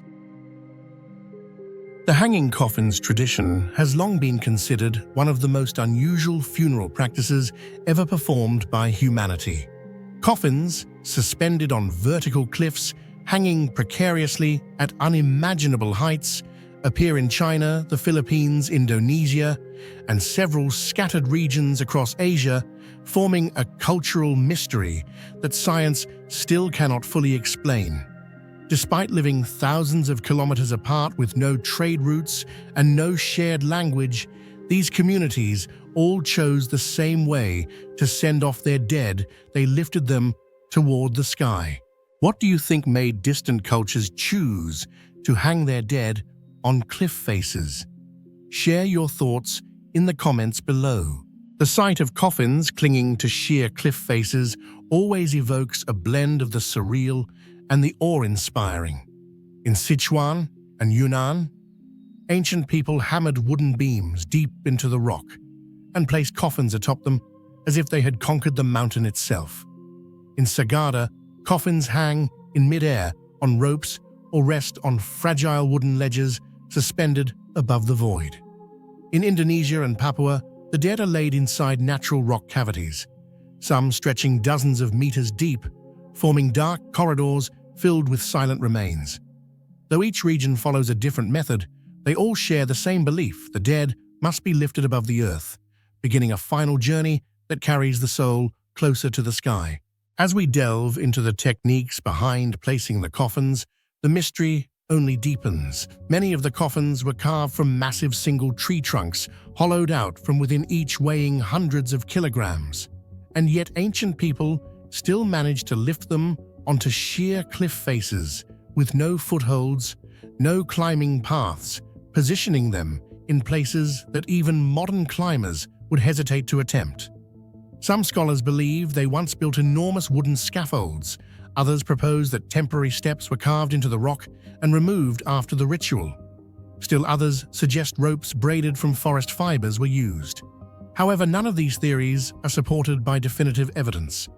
The only certainty is that these ancient communities possessed extraordinary skill and a powerful spiritual conviction, enough for them to risk their own lives to complete this final rite of passage. Another layer of mystery lies within the coffins themselves. Many have endured for centuries. With almost no decay, the wood remains solid, the surfaces uncracked, and even wildlife seems to have left them untouched. Even more astonishing, some coffins still contain bodies preserved in a naturally dried state, with skin and tissue merely shriveled rather than fully decomposed. This suggests that the elevated placement created near-perfect preservation conditions: constant airflow, extremely low humidity, fewer insects, and stable temperatures throughout the year. Yet in other locations, the results are completely different: bodies decompose fully as if buried in the ground. This inconsistency makes it difficult for archaeologists to establish a unified explanation for all cases. Even the true purpose of placing coffins high above the ground is shrouded in a haze of conflicting theories. Some communities believed it prevented wild animals from digging up graves. Others thought it protected the remains from flash floods or kept water sources safe from contamination linked to traditional burials. In certain cultures, elevation acted as a spiritual bridge, helping the soul ascend more easily into the realm of the ancestors. Each region offers its own explanation, sometimes completely contradictory, yet beneath all of them lies one enduring belief: the dead should not rest beneath the earth. But the strangest element, the greatest mystery of the hanging coffins tradition, does not lie in the height or the craftsmanship, it lies in its inconsistency. This is the question that frustrates archaeologists the most. On the surface, hanging coffins appear to be one unified tradition: place the dead in a coffin and hang it high. But when examining each culture closely, the diversity becomes overwhelming. No two communities carry out the ritual in the same way. Even neighboring clans often follow completely different methods. In China, coffins are carved from large logs and supported by wooden beams hammered into the rock. In Sigiriya, coffins are smaller, and the deceased are sometimes placed in a fetal sitting position. In Indonesia, some coffins hang outdoors, while others are hidden deep in caves. Some communities choose extreme heights, others prefer just a few meters above ground. Some carve strange symbols onto the coffins, others leave them blank. Some grant the honor only to special individuals. Others hang entire family lines. The diversity is so extreme that it defeats every attempt at categorization. If this tradition had a single origin, it should show stronger cultural similarities, shared cultural genetics. But instead, what we see is the opposite. Each group developed its own style, almost as if the tradition was independently reinvented several times throughout history. When attempting to explain why the hanging coffins tradition exists in so many drastically different forms, archaeologists must consider three major hypotheses, each opening a deeper layer of mystery. The first hypothesis suggests that these communities were entirely unrelated, yet because they faced similar challenges: wild animals disturbing graves, flash floods on mountain slopes, or the risk of water contamination, they independently arrived at the same solution: raising the dead high above the ground. If true, hanging coffins would be a rare example of cultural convergence, where distant societies coincidentally invent the same ritual. But a difficult question arises: if this method was effective, why did so few cultures adopt it, while most of humanity continued burying or cremating the dead? The second hypothesis presents an even more intriguing possibility. Hanging coffins may be remnants of an ancient, perhaps prehistoric tradition that existed before known civilizations. Over millennia, the ritual branched out, transformed, and was reinterpreted through local languages and beliefs, eventually becoming fragmented and inconsistent. If so, these coffins might be faint echoes of a vanished culture no longer recorded in history. Yet no archaeological evidence is strong enough to support this theory. The final hypothesis takes a different direction, and the tradition may once have been unified, but because it was never written down and relied only on oral transmission, pieces of its original meaning were lost across generations. As descendants no longer understood the true purpose, they preserved only the outward form and adapted it to local conditions, resulting in a ritual that looks similar on the surface but is internally chaotic. This raises an even bigger question: what was the original purpose, and why did humanity lose it? Every theory has gaps, and this inconsistency is precisely what makes the hanging coffins one of Asia's greatest cultural mysteries. It is not merely a story of a funeral ritual, but a story about cultural memory, what humanity preserves, what it forgets, and what survives only as scattered traces on ancient cliffs. The tiger's nest. Monastery Cliff, Taktsang Palphuk. Monastery has long been regarded as one of the most mysterious spiritual wonders of the Himalayas. People often describe it as a monastery hanging in the sky, clinging to a sheer cliff nearly 900 meters above Bhutan's Paro Valley. But when one delves into its history, architecture, and legends, it becomes clear that Tiger's Nest is not only breathtakingly beautiful, it also contains layers upon layers of mysteries that puzzle researchers, architects, and even the most seasoned pilgrims. The deeper one looks, the more one realizes that this monastery is inconsistent. Inconsistent in its placement, its room layout, its interior decoration, and even the way different sections cling to the rock face. This very inconsistency creates a surreal quality, making the place feel less like a man-made structure and more like a mosaic assembled over many eras by people with entirely different philosophies. Do you think the inconsistency of Tiger's Nest comes from spirituality, terrain, or ancient construction techniques? Share your thoughts in the comments below. Legend says the site was consecrated when Guru Rinpoche, the bringer of Buddhism to Bhutan, flew to this cliff on the back of a tigress to meditate and subdue evil spirits. The monastery was built exactly where he sat, a place Bhutanese people believe holds spiritual energy so strong that even the rock retains the imprint of enlightenment. This partly explains why the location seems so illogical. For ancient Bhutanese builders, architecture wasn't about symmetry.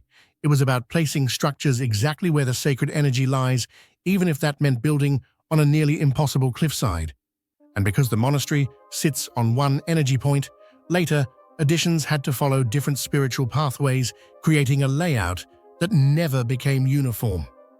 This is the first major explanation for the monastery's inconsistency. It wasn't designed all at once, but layered over time with different spiritual intentions. Historical records show that the monastery underwent multiple expansions and reconstructions, especially after several fires.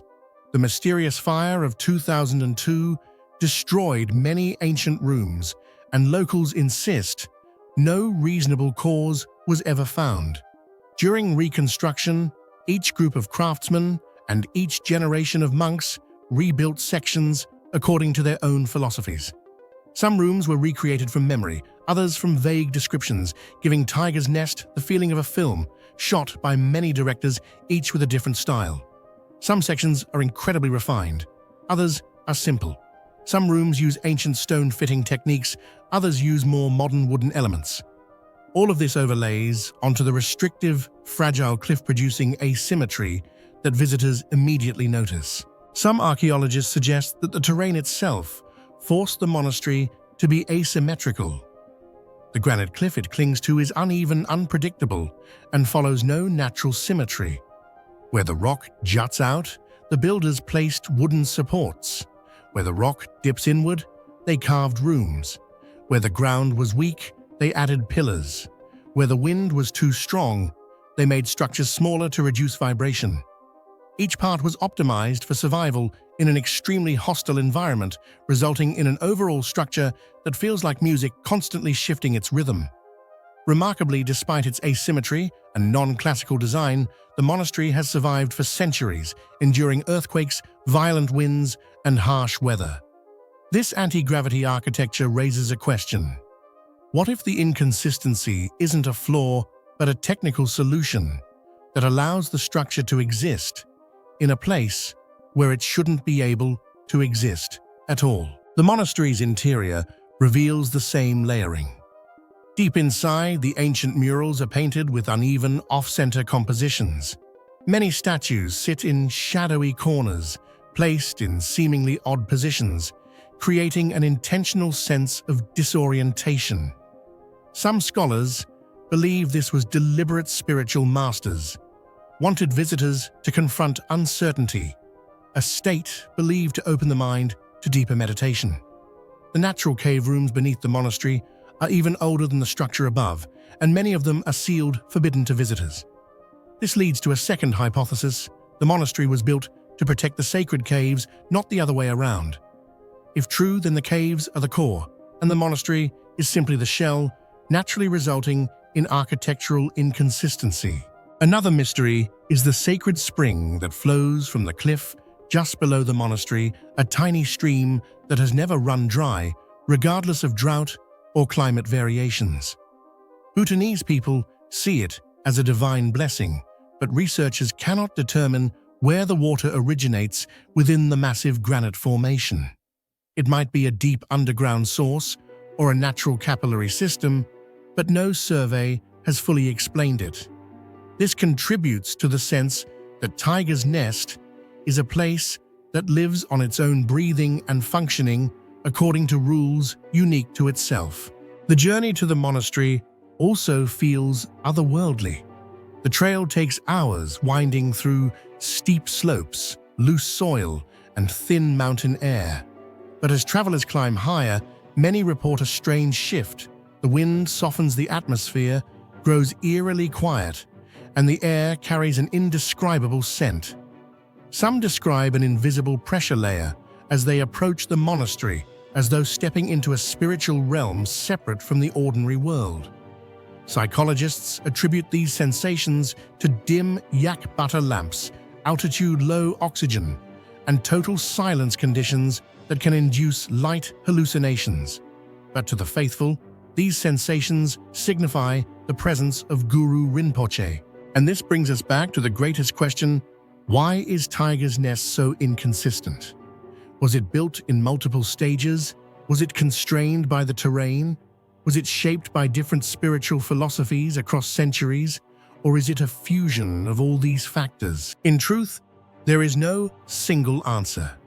Tiger's Nest is like a living chronicle of time. Each generation added something new. Each historical event left its mark. Each spiritual master added a meditation chamber. Each fire reshaped the structure, and each restoration reflected its era. The monastery was never meant to be visually perfect. It was meant to be a sacred space where every part exists for spiritual reasons, not aesthetic or technical ones. When all these layers merge, they create a whole that is illogical, asymmetric, unconventional, yet strangely harmonious. This inconsistency is precisely what makes Tiger's Nest unique. It isn't a grand palace, nor a symmetrical monument, nor a mathematically precise wonder. It feels like a reminder that sacred structures do not need to obey human rules. They only need to align with the mountain's spirit and the energy pathways believed to flow through the site. And that is what makes Tiger's Nest one of the world's most mystical monasteries, an imperfect yet irreplaceable construction, impossible to replicate, forever shrouded in the mist of unanswered questions. Mount Roraima, located between Venezuela, Brazil, and Guyana, has long been regarded as one of the oldest landmasses on Earth, a flat-topped sandstone fortress more than 2 billion years old, almost like a surviving fragment of the planet's primordial surface. It rises like a colossal natural citadel, with 4 sheer cliffs thousands of meters high, nearly completely isolated from the world below. Nothing else on Earth gives people such a powerful feeling of entering another realm, a land that seems detached from our current age. When thick clouds wrap around its vertical walls and the flat summit floats like an island suspended in the grey sky, Roraima appears as a remnant of an ancient geological era, an eerie boundary between the real and the mythical. Do you think Mount Roraima is just an ancient geological formation? Or could there be something more hidden on that flat, isolated summit? Tell me your thoughts below. Roraima's strangeness lies not only in its perfectly flat top, as if carved by a massive laser blade. In reality, millions of years of erosion preserved a plateau so level and separated that it became almost entirely detached from the Amazon ecosystem below. This isolation turned Roraima's summit into an evolutionary island, a place where organisms evolved on their own paths, diverging from their relatives at the forest floor. Tiny droplet-shaped frogs, bizarre carnivorous plants like Brocchinia, reductive vegetation adapted to extremely acidic soils. All of them are the result of tens of millions of years of complete biological separation. Early explorers described the terrain as a forgotten piece of Titan or Mars. The mountain's summit is almost perpetually covered by rain, falling for nearly 360 days each year. Water pours down as if released from an invisible sky reservoir, cascading off its cliffs in massive vertical waterfalls. Indigenous groups consider this the pathway of spirits, a gateway between the heavens and the earth. They tell of an ancient pillar, the tree of life that once stood atop Roraima. When it was cut down, the spirits fell and became the living creatures we know today.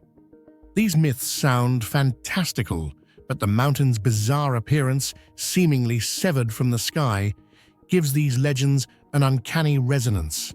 On the summit of Roraima, the hanging waterfalls and strange life forms are still not the most puzzling features. The entire plateau resembles a vast labyrinth of black stone, with pools of strongly acidic water, bottomless-looking fissures, and moss-covered walls carved by wind and rain into shapes that feel almost unnatural. Most striking are the perfectly straight rock grooves, flawless circular depressions, and sweeping arcs that look like traces of tools far beyond anything from the modern world. Although science attributes them to millions of years of erosion, their uncanny precision leaves many wondering whether natural forces alone could truly have created such forms. Weather conditions on Roraima also make it look like a region on the edge of the planet. Fog-cold winds, hail, and a sky so dense that light bends and distorts create constant optical phenomena. Gigantic Brocken spectre figures appearing in the mist, vertical shafts of light as if projected from above the clouds, swirling halos that many online videos label as UFO manifestations. It's no surprise that a place with such harsh and strange atmospheric conditions has become the source of countless supernatural stories. But none of this has sparked as much debate as the greatest mystery of all, a question that has baffled scientists, explorers, and indigenous people for more than a century. Why is Mount Roraima so inconsistent? What truly sets Roraima apart from all other Tepui mountains is the baffling chaos spread across its summit. Here you can see pools of acidic water lying right beside perfectly clear freshwater basins, stones twisted and warped by wind and rain, sitting next to boulders that remain almost untouched, and long parallel grooves stretching for dozens of meters before suddenly deforming as if twisted by an invisible force. Scattered among them are flawless circular depressions, edges sharp as though deliberately carved, while the surrounding terrain is filled with jagged, chaotic erosion marks. All of this forms a geological picture with no consistency, no uniform erosion cycle, no clear formation pattern. The summit of Roraima looks like a patchwork stitched together from different eras, with misaligned rock layers, water channels abruptly cut off, and erosion lines broken in ways that follow no model known to science. The ecosystem on Roraima's summit is just as strangely inconsistent as its terrain. In some spots, vegetation grows densely, like a miniature oasis, yet only a few steps away, the ground becomes barren, almost devoid of life. Plants that normally thrive only in moist environments appear scattered across dry areas, as if the ecosystem here had been shattered and rearranged chaotically. The massive fissures also defy geological logic. Some run perfectly straight, like knife cuts, others curve in unnatural ways, and many seem offset or broken, as though displaced by an ancient force that no longer exists. The anomalies on Roraima's summit have given rise to a wide range of hypotheses. Some scientists believe the mountain went through multiple phases of extreme geological upheaval shaped by ancient natural forces that no longer exist today, bending the landscape in ways that seem almost unimaginable. Others argue that over billions of years, strong winds acidic rain, groundwater flow, and repeated collapses occurred in highly unstable cycles, creating a chaotic structure rather than one that follows predictable rules. A more cautious viewpoint suggests that we simply do not fully understand the erosion mechanics of ultra-ancient quartzite, and the mountain's strangeness may simply reflect the limits of human knowledge when confronted with such an extraordinarily old geological remnant. For the indigenous people, the explanation is simpler. Roraima is not meant for humans. It is where the old world cracked open. Regardless of whether the answer lies in geology or legend, Mount Roraima remains a window into a time when Earth was unstable and unpredictable, a place where natural laws seem to operate differently. That very inconsistency, that paradox, is what makes Roraima one of the most enduring ancient mysteries. It is not merely a mountain, it is a geological memory, a displaced fragment of the planet's past, where even today, humans have only scratched the surface of the inexplicable. The Meteora monasteries have stood for centuries, on top of towering stone pillars that look as if they were sculpted by something far more deliberate than nature. Rising hundreds of meters above the Thessalian plains, these rock columns are so steep, so smooth, and so isolated that the very existence of human settlements on their peaks feels like a contradiction to logic. Meteora carries an aura that blends geology, faith, survival, and mystery into a single landscape where every pillar whispers a question: how and why did humans ever come to occupy such impossible heights? In your opinion, did people choose Meteora for practical reasons? Or was there a sacred calling from these rock pillars? Share your thoughts in the comments below. For many visitors and researchers, the fascination begins with the pillars themselves. These stone towers seem to defy normal geological explanations. Their vertical forms, sharp silhouettes, and polished surfaces do not resemble the surrounding mountains. Some appear as if sliced cleanly, others, like colossal cylinders, rising from the earth with almost architectural precision. Even the most detailed geological analyses still leave an uncanny impression that erosion alone could hardly create shapes so symmetrical, so isolated, and so perfectly aligned for human structures. And then comes the greater enigma. Centuries ago, without cranes, without roads, and without any conceivable machinery, monks climbed these walls of stone and began building monasteries on top of them. No detailed construction records survive, which only deepens the mystery.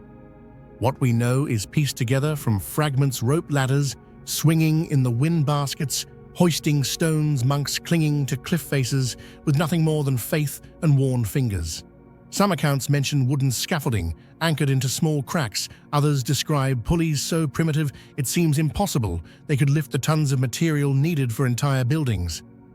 Yet 6 major monasteries still stand today, their foundations fused into the very surface of the cliffs. Centuries before modern climbing gear existed, hermits sought solitude in natural caves scattered across these rock faces. Some of these caves remain almost unreachable today, even with modern equipment, raising a baffling question. How did medieval ascetics climb to these ledges, and how did they survive in such inaccessible shelters? There are chambers with no plausible ancient route, no carved footholds, and no evidence of external scaffolding. These places seem designed for beings that could scale vertical stone effortlessly. When the monasteries were eventually built, their isolation became a shield against wars, invaders, and political turmoil. Hidden in the clouds, they protected sacred manuscripts, relics, and treasures through centuries of conflict. Strangely, while many religious sites in Europe were destroyed or looted, Meteora survived nearly untouched, as if its position in the sky placed it beyond the reach of devastation. Yet the most puzzling mystery is not how they were constructed, nor even how monks lived in such impossible isolation.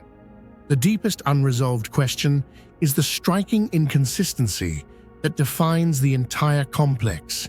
Nothing in Meteora matches anything else. Every monastery has a different architectural style, different construction logic, different access method, and even a different relationship to the rock surface beneath it.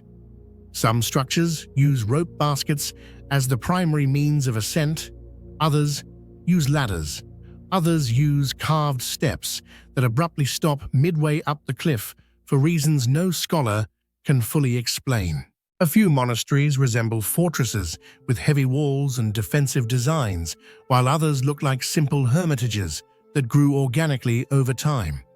Some roofs follow Byzantine curvature, others are angular and almost Western in form.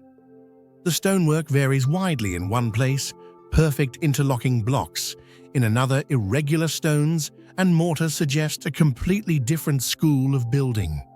Even the foundational integration, the way each building grips the rock, is bafflingly inconsistent. Certain monasteries are placed with a precision that suggests advanced surveying, perfectly balanced, perfectly aligned, as if engineers had calculated load distribution.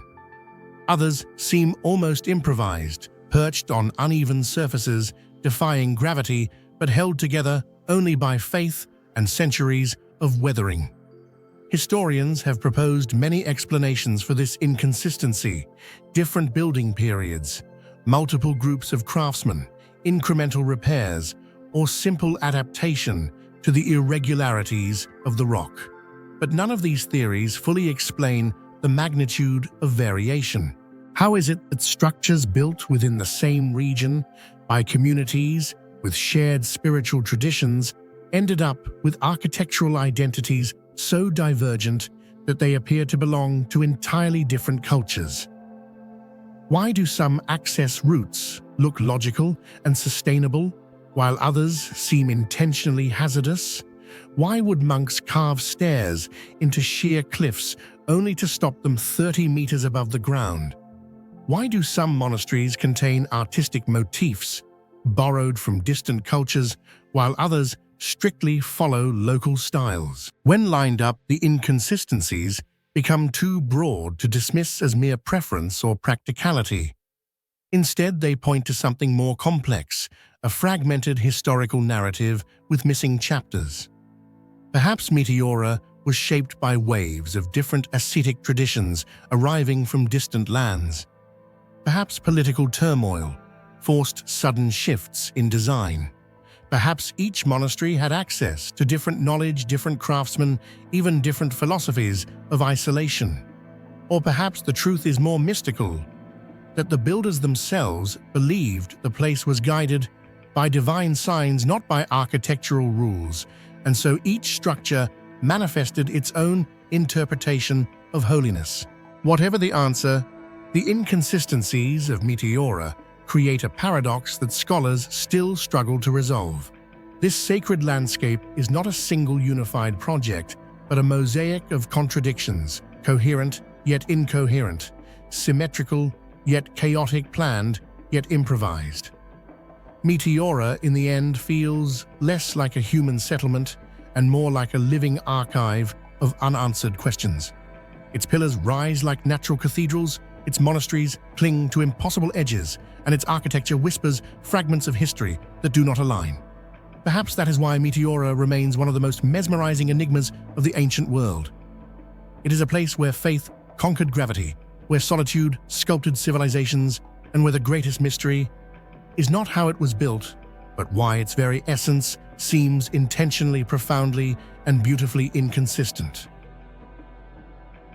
In the heart of Death Valley, one of the harshest places on Earth, lies a mystery that forces modern science to bow its head and admit nature still holds powers far beyond our understanding. There, in a dry lakebed known as Racetrack Playa, massive stones weighing from several dozen to over 200 kilograms have done something seemingly impossible. They move on their own. No humans, no machines, no visible interference. Only a perfectly flat ground, a silent sky, and long carved trails stretching hundreds of meters, proof of a movement no one has ever witnessed. What do you think about this phenomenon? In your opinion, what could truly cause these massive rocks, each weighing hundreds of kilograms, to move on their own? Share your thoughts in the comments below. This is not a legend, not an exaggerated story to attract tourists. It is a real geological phenomenon recorded for decades. Heavy stones sit scattered across the playa, and then one day when people return, they're somewhere else, sometimes tens or even hundreds of meters away. Behind them are always sharp, continuous trails, straight or perfectly curved, as if some invisible force beneath the cracked desert floor has pushed them forward. For a very long time, no one had ever seen the stones move with their own eyes. People only saw the results, a stone in a new place, as if it had gone for a walk overnight. This left scientists baffled. How could an object weighing hundreds of kilograms move smoothly, silently, without disturbing anything except the flawless track behind it? Why does the movement happen in perfect silence, with no witness? Racetrack Playa sits in an extremely harsh environment. Daytime temperatures can reach extreme levels, cracking the ground like pottery. At night, sudden cold alters the soil's structure. Winds can be strong at times, but nowhere near strong enough to push such heavy stones. There is no constant water source, no streams, nothing capable of moving massive rocks. And yet, they still move sometimes in a disturbingly graceful way. One of the strangest aspects is the perfection of the trails. They run straight like ruler-drawn lines, or curve smoothly as if someone had pulled each stone along a calculated path. The trails are sharp, continuous, never torn or jagged. This indicates that the stones did not scrape violently, but instead glided gently, steadily, almost as if sliding across a surface with no friction. But how could such smooth movement occur in a dry, cracked desert full of friction? Not all stones move alike. Some travel hundreds of meters, others shift only a few centimeters. Some remain still for decades. If the environment is the same, why does each rock behave differently? It deepens the mystery, almost as if each stone has its own personality, its own decision, or is influenced by some hidden factor science has not yet identified. Some stones make sudden sharp turns, even 90 degrees. Something even strong winds could not do to such heavy objects. Some stones move in parallel lines, as if they were traveling together, creating scenes that make observers wonder, is there a coordinated force at play, or is it just an unbelievable coincidence? It was not until 2014 that scientists finally captured the moment when the rocks moved on their own. They discovered that during extremely rare winter days, a shallow layer of water, only a few centimeters deep, covered the playa's surface, allowing thin sheets of ice to form around each rock. When the sun rose, the ice cracked, and the floating fragments drifted gently with the wind, pushing the stones slowly forward. However, this ice-water wind mechanism still does not explain everything: the unusually deep trails, the sharp turns that seem almost controlled, the distances stretching hundreds of meters, and the puzzling differences between each individual rock. For that reason, this explanation is likely only one part of a much larger story. And this is where the greatest mystery appears, a question still debated today. Why does this phenomenon occur only at Racetrack Playa? And why is it so unpredictable? If the theory suggests that this phenomenon requires three elements, thin ice, shallow water, and just the right amount of wind, then why do other places around the world, which also have cold winters, wide flat surfaces, shallow water layers, and similar winds, fail to reproduce it? What makes Racetrack Playa the one and only location on Earth where this happens? Even within Racetrack Playa itself, the phenomenon is completely unpredictable. Some years, many rocks travel long distances, while in other years, every single stone remains still. Some rocks slide for hundreds of meters, yet right beside them, another stone does not move at all. All of this gives the impression that the playa demands an extraordinarily precise combination of conditions, like a hidden formula of nature, that activates only during extremely rare moments, perhaps lasting just a few minutes in an entire year. And with even the slightest deviation, ice becoming a bit thicker water, a bit deeper, or the wind slightly stronger or weaker, the entire phenomenon simply fails to occur. Some scientists believe that Racetrack Playa is a rare intersection of geology, climate, terrain, and microclimate, creating a truly unique environment that nature accidentally turned into the perfect laboratory for this strange phenomenon. Yet to this day, no one has been able to recreate it anywhere else. Every simulation seems to miss some hidden variable, as if only Racetrack Playa possesses the final piece of the puzzle that allows these massive stones to move on their own. Many bold hypotheses suggest that the stones' movement is not caused solely by ice or wind, but may also be linked to the ultrafine mud layer beneath them, a type of soil found only at Racetrack Playa and almost nowhere else on Earth. This unique ground structure, combined with the playa's near-perfect flatness, may create an extremely low-friction surface during rare moments. Some researchers even suspect the involvement of invisible factors, such as micro-vibrations or subtle aerodynamic effects that have yet to be observed. But so far, the only certainty is this: no place on Earth has ever been able to replicate the phenomenon, and even Racetrack Playa itself cannot reproduce it consistently. It is this unpredictability, this lack of consistency, that makes the phenomenon a true mystery. When a natural event is so rare, so delicate, and so impossible to predict, we are reminded that nature still holds secrets beyond our grasp.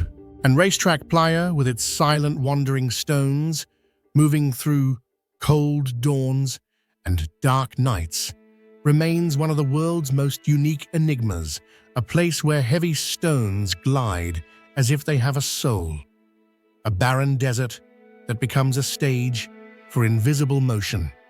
And a final question, forever hanging in the air. Why does only this place produce such a phenomenon? And why does nature reveal it in such a strange, elusive way? Deep inside the remote jungles of northern Cambodia, far away from the monumental heart of Angkor, rises one of the most puzzling ancient structures in Asia, the Koh Ker Pyramid. Unlike the graceful temples of Angkor Wat or the labyrinthine complexity of Angkor, Koh Ker stands alone, abrupt, geometric, and utterly out of place, a massive seven-tier pyramid rising from the wilderness as if transported from another civilization entirely. Its existence challenges everything we understand about the Khmer Empire, and the deeper one studies Koh Ker, the more its enigmas multiply: the unusual architecture, the impossible location, the colossal stone blocks hauled across unforgiving terrain, the vanished structures that once crowned its summit, and especially the single haunting question that remains unsolved after more than 1,000 years: why build such a monumental pyramid in a location that seems deliberately chosen to defy human habitation? What do you think is the real reason the ancients built the Koh Ker Pyramid in a place not meant for humans? Share your thoughts in the comments below. Koh Ker's most striking feature is its form. Nowhere else in the entire Khmer world did the builders create a Mesoamerican-style stepped pyramid, a structure with a distinctly geometric, vertical, almost militaristic presence. While Angkor's temples unfold horizontally like mandalas carved into the earth, Koh Ker rises like a mountain of stacked stone, each terrace perfectly aligned, culminating in a summit platform that once held something enormous, perhaps a colossal linga, perhaps a giant statue, perhaps something so significant that even later rulers removed every trace of it. Its shape alone breaks every architectural rule of its time. This abrupt deviation suggests either a brief experimental era in Khmer sacred architecture or a deliberate rejection of Angkorian aesthetics for reasons tied to power cosmology or something more mysterious. But even stranger than its form is its isolation. Koh Ker lies more than 100 kilometers northeast of Angkor, deep in a jungle that even today feels untamed and hostile. There are no major rivers ideal for transport, no fertile floodplains suitable for sustaining a capital, and no natural defensive benefits that would justify a royal move. Yet for a brief, intense period between the years 928 and 944, this remote jungle inexplicably became the capital of the Khmer Empire. In barely 2 decades, builders erected dozens of temples, reservoirs, shrines, and of course the Great Pyramid itself. This frantic construction boom suggests a powerful, urgent vision or a desperate assertion of authority, but the reason remains obscured by history. The logistics behind constructing Koh Ker are almost an unsolvable paradox. The massive sandstone blocks, weighing several tons each, were not sourced from the immediate area, but quarried from locations many kilometers away, buried deep within dense jungle and rugged terrain, full of slopes, depressions, and uneven ground. There were no major rivers large enough for raft transport, no ancient roads wide enough for dragon stones, and no evidence of any large-scale transport system that a temporary capital lasting only 2 decades could have built in time. And yet somehow, the ancients managed to move thousands of tons of stone through monsoon mud, tree roots, swamps, and the harsh humidity of the tropics. Even with modern machinery, such a task would be formidable. Yet the pyramid has stood firm for more than 1,000 years. Its tiers remain aligned, its edges unwarped, its foundations unshifted. Most striking of all is the mortarless, stone-fitting technique joints, so precise they appear almost fused, suggesting that the ancient Khmer possessed construction knowledge modern science still cannot fully replicate. Some researchers believe Koh Ker may hold astronomical significance. The alignment of its main axis appears deliberate, possibly linked to solar events or ritual calendars. A pyramid in such a remote location might have served as a ceremonial beacon, a sacred altar aligned with the heavens rather than the world of men. Others suggest the site was chosen because it already held ancient spiritual importance long before the Khmer Empire, perhaps a prehistoric sacred mound, a ritual site from an earlier culture, or a revered natural hill. Koh Ker's sudden rise and equally sudden abandonment strengthen the possibility that this place was never meant to be a permanent capital, but a ritual capital built for specific cosmic or spiritual purposes. Yet none of these hypotheses fully resolve the greatest mystery. Why build such a colossal pyramid in a place not meant for humans? This question is the heart of Koh Ker's enigma, the reason scholars debate, archaeologists return, and explorers feel a strange unease when they first see the pyramid rising from the tangled forest. The decision defies everything we know about Khmer urban planning. Angkor and the great ancient cities of Southeast Asia were always anchored around water systems, trade routes, and fertile lands. Koh Ker has none of these. The jungle offers little for agriculture, no natural arteries for transport, and no clear advantage for defense or economy. It is as though the builders intentionally rejected practicality, choosing a site that complicates construction, settlement, and survival. Why would a king abandon the prosperity of Angkor to situate his capital in a place offering nothing but difficulty? One theory argues this was an assertion of power, a ruler demonstrating dominance by commanding the impossible. But the sheer scale of the project suggests something deeper than ego. Another theory posits a sacred revelation. Perhaps priests, astronomers, or oracles declared this jungle location to be cosmologically aligned, a gateway between the earthly realm and the divine. If Koh Ker was intended as a ceremonial center of immense spiritual potency, then practicality might have been irrelevant. There is also the possibility of political exile or schism. Jayavarman IV, the king associated with Koh Ker, may have broken away from Angkor's elite, establishing a rival capital to consolidate independent authority. Building in the wilderness could symbolize separation, purification, or a deliberate distancing from traditional religious institutions. But again, this does not explain the pyramid's bizarre non-Khmer design, a structure so radically different that it feels as though it belongs to a different civilization entirely. Perhaps the most unsettling hypothesis is that Koh Ker was not built for human habitation in the usual sense.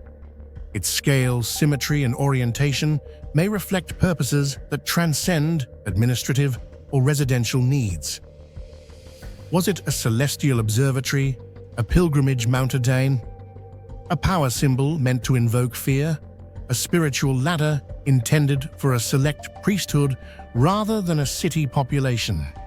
The near-complete abandonment of the site after just 2 decades hints that Koh Ker fulfilled a singular purpose.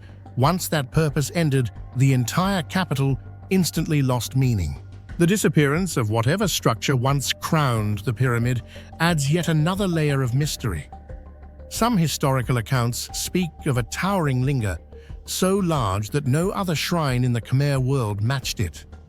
Others describe a monumental idol or sacred symbol visible from kilometers away. Today, nothing remains, not even fragments. Was it deliberately dismantled, stolen, destroyed during a political reversal, or was it an object so sacred that later rulers removed it to erase an unwanted religious era? As the centuries passed, Koh Ker was consumed by forest. Roots invaded the stones, trees grew from the terraces, and nature reclaimed everything. And yet the pyramid still stands defiant, silent, angular, geometrically perfect against the chaos of the jungle. This uncanny resilience only deepens the sense that its builders understood something we no longer comprehend. Ultimately, Koh Ker remains one of Southeast Asia's greatest archaeological paradoxes, a monumental pyramid out of its time, out of its culture, and out of its place. It raises more questions than answers. And the largest, most haunting of all, the question that cuts through architecture, geology, history, and myth is simple, yet impossible. Why would an ancient civilization choose to build its most unusual, most labor-intensive, and most symbolically charged monument in a remote location that seems deliberately chosen to challenge human presence? Until this question is answered, Koh Ker will remain what it has always been, a silent riddle in the jungle, towering, isolated, and inexplicably built, where no pyramid should ever exist. High in the jagged spine of the Andes, where clouds coil around the mountains like drifting white serpents, the Inca built structures that defy our understanding of ancient engineering. These are the cliff granaries, kulkas, placed not on gentle slopes or open valleys, but on sheer vertical walls, as if deliberately positioned where no ordinary human should be able to reach. From a distance, they resemble stone lanterns glued to impossible cliffsides, dotting the rock face like a pattern only the mountains themselves could explain.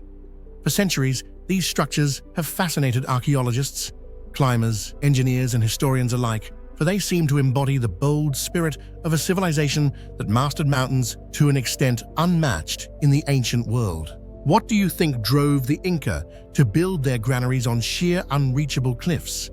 Share your thoughts in the comments below. These granaries, though modest in size, showcase the astonishing engineering capability of the Inca.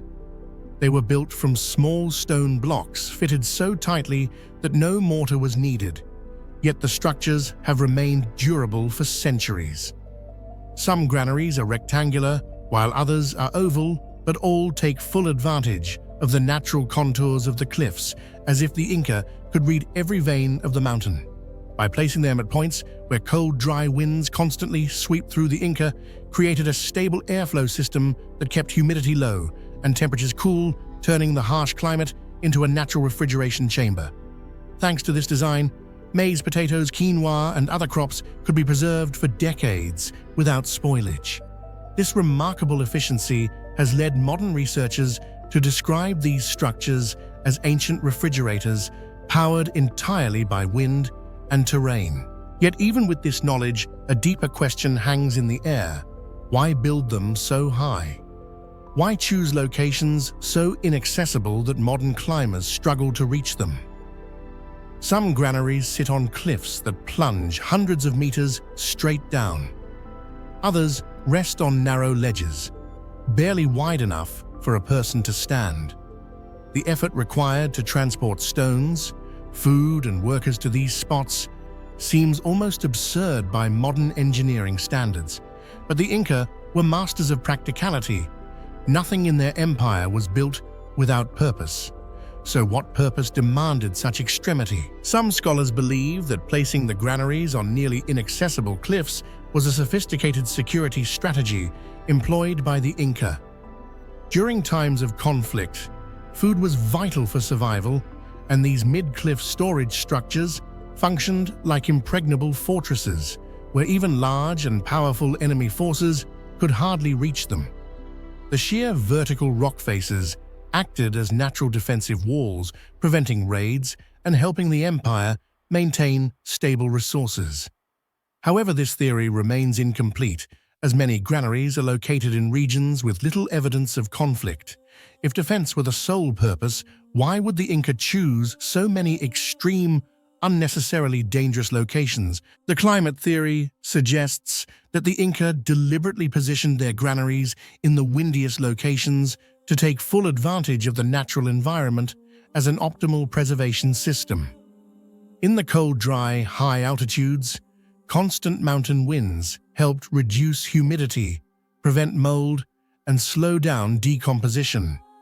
The sheer cliff faces acted like wind amplifiers, channeling air along stable pathways and creating conditions similar to a massive natural refrigerator.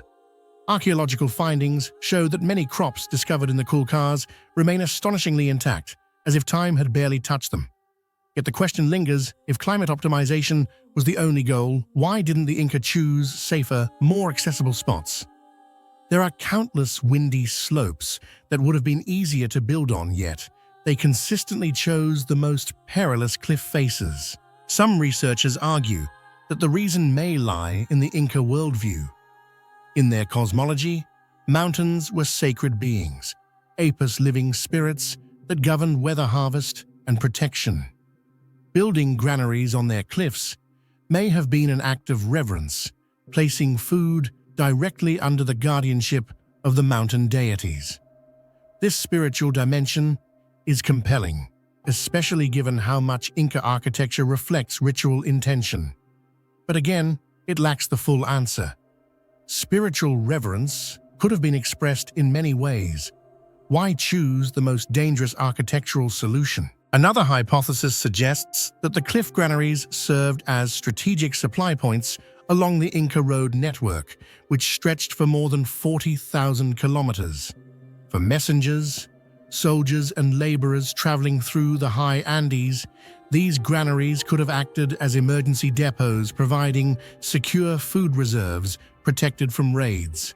They functioned like the empire's energy banks, positioned exactly where long and dangerous journeys required them. However, this theory also faces contradictions. Many granaries are located far from main routes, and some are so inaccessible that retrieving supplies in an emergency would be nearly impossible. This leaves the logistical role of these structures an open question, without a definitive answer. And here lies the heart of the mystery. None of the explanations alone are strong enough. Each holds a fragment of truth, yet fails to form a complete picture. The more we study these structures, the more contradictions we encounter. Some sites seem engineered for airflow, but others appear placed for security. Some are linked to sacred peaks, but others have no known spiritual associations. Some are near roots, others isolated. The system is not consistent, and this inconsistency is the greatest puzzle of all. So we return to the central question: why did the Inca build granaries in such impractical, almost irrational locations? Perhaps the answer is that the Inca were solving multiple problems simultaneously, in ways we cannot fully reconstruct today. Maybe cliff granaries served layered purposes, part refrigeration system, part fortress, part offering to the gods, part logistical checkpoint. Or perhaps we are missing an entire piece of Inca knowledge, something about climate science, airflow mechanics, or spiritual practice that has been lost to time. Some of the most intriguing clues come from the ventilation structures within these granaries. Many walls contain tiny airflow slits arranged in sophisticated geometric patterns capable of regulating wind speed, humidity, and temperature with remarkable precision. This suggests that the Inca not only understood mountain winds, but knew how to manipulate them. Placing the granaries on sheer cliffs may have been essential to activating this natural ventilation system. Perhaps they had discovered subtle microclimates invisible to the modern eye, effectively turning the mountain itself into a massive machine for preserving food. There is also the possibility that these structures represent a forgotten elite knowledge system, an engineering tradition passed among specialized builders who understood the mountains in ways modern researchers no longer do. If so, the inconsistency becomes less mysterious. Each granary may have been tailored to a distinct microclimate purpose or ritual context. What remains undeniable is this: the cliff granaries stand as monuments to a civilization that not only survived in one of the world's harshest environments, but mastered it to a degree that leaves us humbled. They challenge our assumptions about ancient technology. They force us to confront the limits of our understanding, and they remind us that sometimes the greatest mysteries are not hidden underground or in lost cities, but hanging silently on the walls of mountains, waiting for us to ask the right questions. To this day, the Inca granaries continue to whisper their secret into the wind. Why here? Why like this? And perhaps that unanswered question is exactly what makes them extraordinary.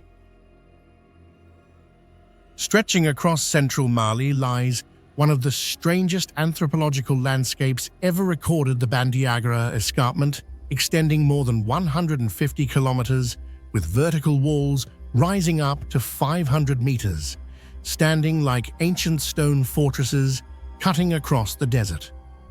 Yet what makes this site one of the greatest mysteries of the ancient world is not only its natural appearance, but the man-made structures perched precariously on ledges that seem impossible to reach. From mud brick houses to granaries, ancient tombs, and hidden passageways carved into the rock, all placed in locations where, looking up from below, modern observers cannot help but ask, how could an ancient civilization possibly build there? What do you think could make an ancient civilization choose to build on cliffs that seem not meant for humans?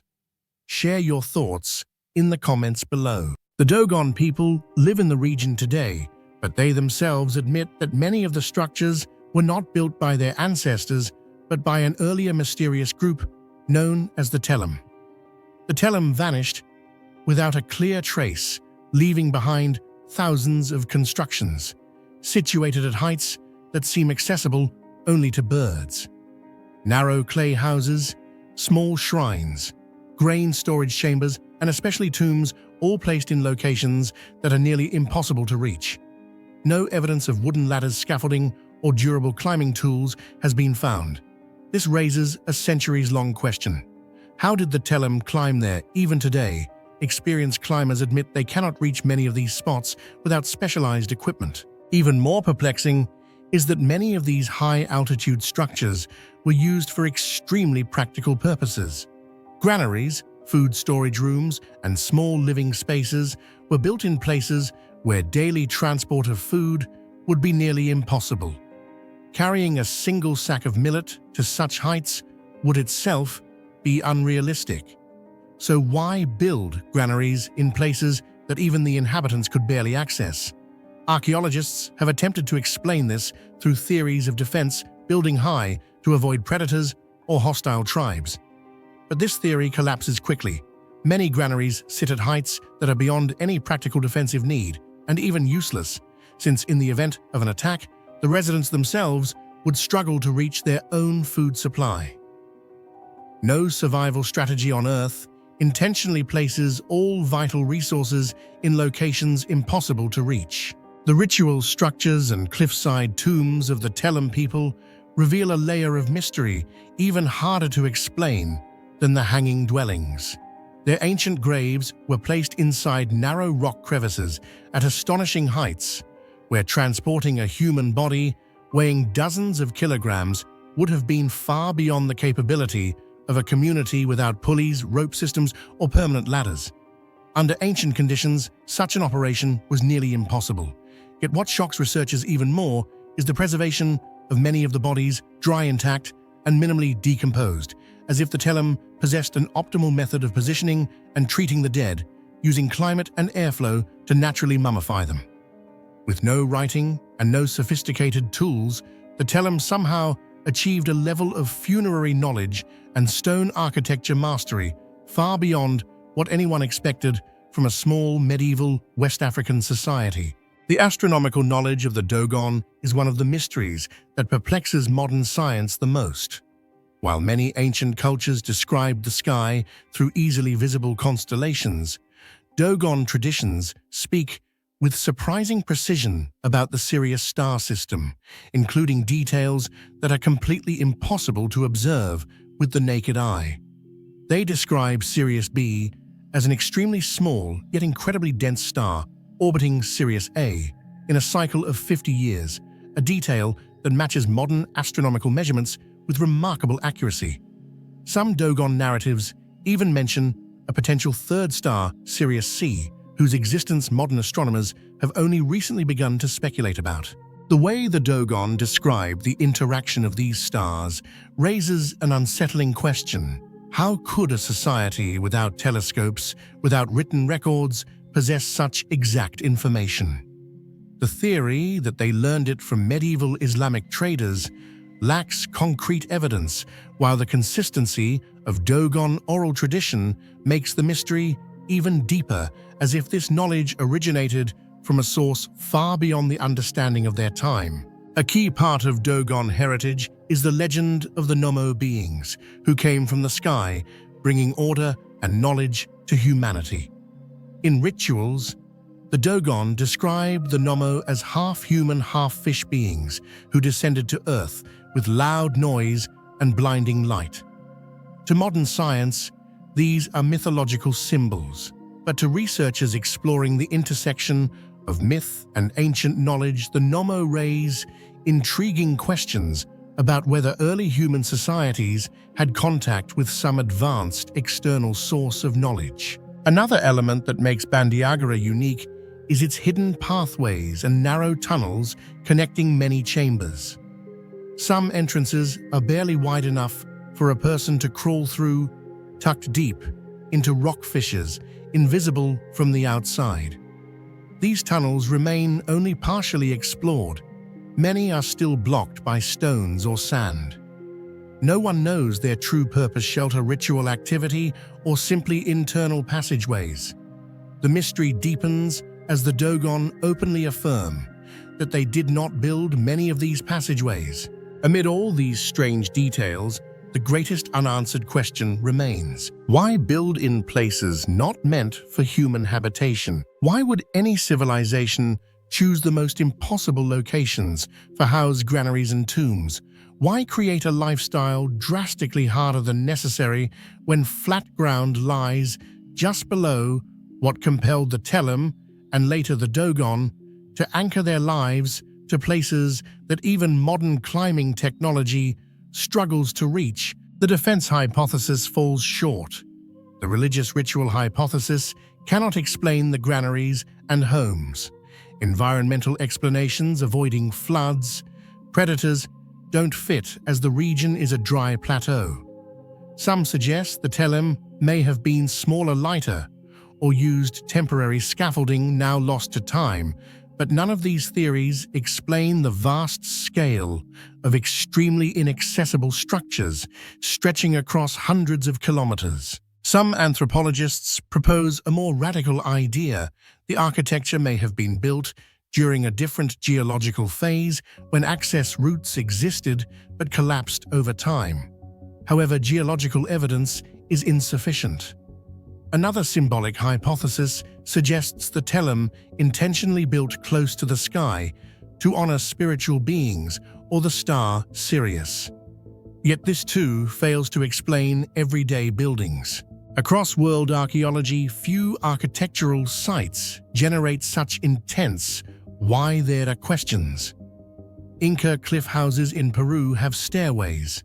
The Nabateans carved Petra into rock faces but left accessible paths. The ancestral Puebloans of Mesa Verde created dwellings with climbable routes. Only Bandiagara feels like a defiance of physics, as if the builders neither wanted nor needed easy access. Today, when observers look at the telem clusters suspended on the cliffs, many describe the feeling as looking at architecture built by another species. The structures are so small that modern adults struggle to enter them. Their locations are too high to be practical. Their construction techniques exceed what a small, isolated community should have achieved. And above all, their motivations remain hidden behind centuries of silence. Perhaps the most haunting aspect of Bandiagara is not its architectural brilliance, but its underlying question: why? Why would a people choose a lifestyle not meant for humans? Why place essential elements of life in locations nearly impossible to reach? Why create one of the greatest enigmas of African antiquity? Even today, as archaeologists continue excavations, as sealed passageways remain untouched, and as Dogon stories survive only through oral tradition, the question remains unanswered. And it is this inconsistency, this defiance of logic, that makes Bandiagara one of the most compelling ancient mysteries on Earth, where every stone, every wall, every granary whispers a question that no one has yet solved. In southern Laos, where the Mekong River plain opens into a quiet, untouched landscape, stands an ancient site that has existed for more than 1,000 years, yet still astonishes scholars, archaeologists, and even astronomers today: Wat Phou. More than just an old Khmer temple, Wat Phou is a structure built as if designed to communicate with the sun, with perfectly straight ceremonial axes, architectural lines that allow morning sunlight to pass through the entire complex, and a location so mysterious that many believe it was chosen not by humans but by nature or by a cosmic understanding lost to ancient civilizations. Why do you think the ancients built Wat Phou as if it were meant to communicate with the sun? Share your thoughts in the comments below. Wat Phou sits directly beneath Mount Fukao, whose peak rises in the exact shape of a linga, the sacred symbol of Shiva. This is not merely a coincidence of nature. The entire temple complex was arranged so that this sacred mountain became its primary orientation point. The ancient Khmer did not simply choose a beautiful landscape, they chose a place where nature itself formed a divine symbol and built an entire ceremonial center around it. What is strange is that the location is extremely remote, far from major cities, and seemingly unsuitable to be a political or administrative center. And yet, it aligns perfectly with celestial phenomena. What sets Wat Phou apart from all other Khmer temples is that its entire architectural axis aligns precisely with the sunrise of the spring equinox. Many temples in Hindu and Khmer culture are oriented toward the sun, but extremely few, almost none, achieve the level of accuracy seen here. From the 1-kilometer ceremonial road leading to the upper sanctuary, to the 2 long halls, and finally to the Shiva shrine on the mountainside, everything lies perfectly along a single astronomical line, as if the builders wanted sunlight itself to be part of the architecture. Wat Phou becomes even more mysterious when examining its 2 large reservoirs. Unlike Angkor Wat, where the berets align perfectly with the temple's main axis, the reservoirs at Wat Phou are intentionally placed off-axis, breaking the usual Khmer rules. However, when standing at the central ceremonial point, the equinox sunrise appears exactly between the two reservoirs, creating a rare and undoubtedly intentional light effect. The builders were not mistaken, they were capturing a cosmic moment with absolute precision. Behind the upper sanctuary lies a strange sacred spring, flowing directly from the cliffside, never drying regardless of season. The ancient Khmer diverted this natural water source through divine statues for purification rituals, a sophisticated achievement in ancient hydraulics.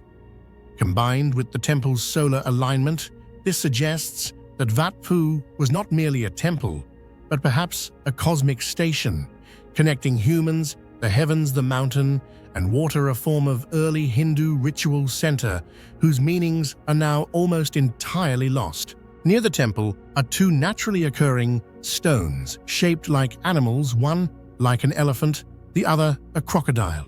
There is no evidence of carving, yet both stones were incorporated into ancient ceremonial arrangements. Shrines and offerings were placed nearby, as though the builders were waiting for these natural shapes and constructed the temple to harmonize with them, rather than reshaping the landscape. Some researchers believe this means Wat Phou may be extremely ancient, predating Khmer civilization itself, later adopted and modified by the Khmer while preserving the earlier cosmic worldview. The age of Wat Phou remains hotly debated. Most visible structures belong to the 11th–12th centuries, but the underlying foundations appear far older.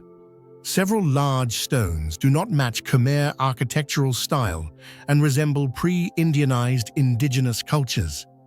This raises the possibility that Wat Phou was already a sacred site long before the Khmer arrived, and they merely inherited the location. If so, the question becomes, what did the pre-Khmer people observe in the sunrise here that made this place holy? The greatest mystery of all is why every element, reservoirs, roads, terraces, sanctuaries, and even the sacred mountain itself, must align with the exact sunrise of the spring equinox. This is not just engineering, it reflects a profound spiritual, astronomical, cosmological obsession. The three theories attempting to explain Wat Phou's astronomical mystery are at best fragments of something far beyond modern understanding. The first theory suggests that this was a sacred space for welcoming the sun, a moment during the spring equinox, when sunlight travels along the temple's axis, passing the reservoirs, the entrance gate, and finally illuminating the inner sanctuary of Shiva. This may have been the holiest moment of the year, when light and deity merge to initiate a ritual long erased from human memory. The second theory views Wat Phou as a colossal solar calendar, marking the balance of day and night to signal the beginning of a cosmic new year. In this interpretation, the temple becomes an astronomical observatory, guiding agriculture ceremonies and the ancient understanding of cosmic cycles. But the third theory is the most mysterious. On the exact equinox, the rising sun aligns perfectly with the peak of Lingaparvata, believed to be the dwelling place of Shiva. This moment resembles a ritual awakening of the god, a spiritual practice so profound that no surviving text records it. Three theories, three perspectives, yet all imply that the ancients saw Wat Phou not merely as a temple, but as a gateway linking the sun, the sacred mountain, and the cosmic order. And from here arises the question, why would an ancient civilization construct hundreds of steps, extend the temple axis over a kilometer, offset the reservoirs, and choose a mountain with a sacred shape just so the sunrise could pass along a perfect line? What made that single moment of sunrise so sacred that they sought to freeze it into stone, water, and architecture like an immortalized instant of the cosmos? No complete answer exists, but one truth remains: Wat Phou is not merely a religious monument. It is a colossal solar calendar, a convergence point of astronomy, geography, and mythology, and perhaps a message from a civilization that understood the universe in ways we have yet to rediscover. Across the wild plains of Namibia, where red earth stretches endlessly toward the horizon and dry winds sweep through low shrubs, lies a colossal metal mass that has rested silently for tens of thousands of years, seemingly out of place on this planet. This is Hoba, the largest meteorite ever discovered by humans, weighing nearly 60 tons, yet containing a paradox that has puzzled scientists for more than a century. It created no impact crater at all.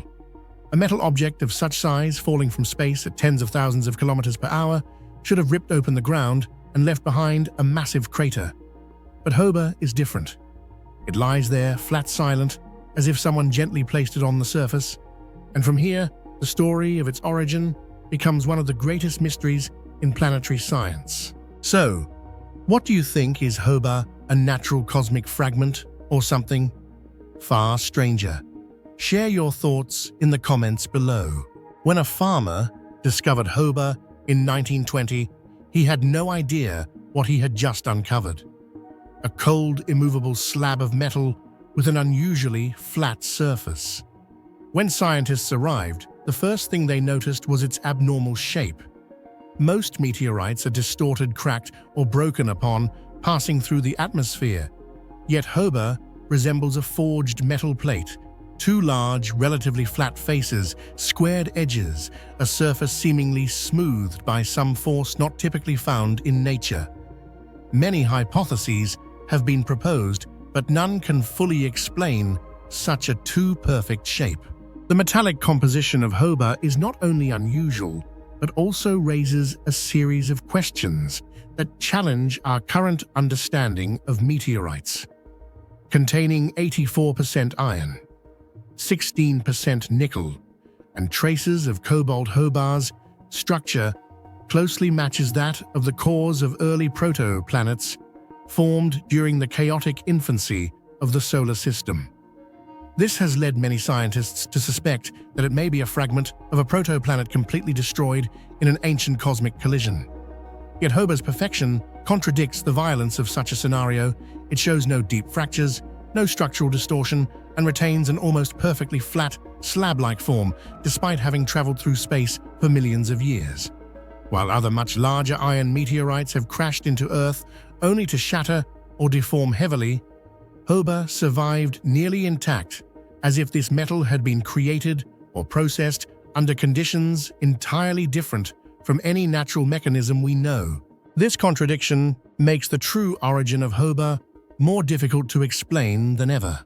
Another strange point: Hoba is not buried. Meteorites usually slam into the ground, compacting Earth and embedding themselves several meters deep. But Hoba rests right on the surface, as if lightly placed there.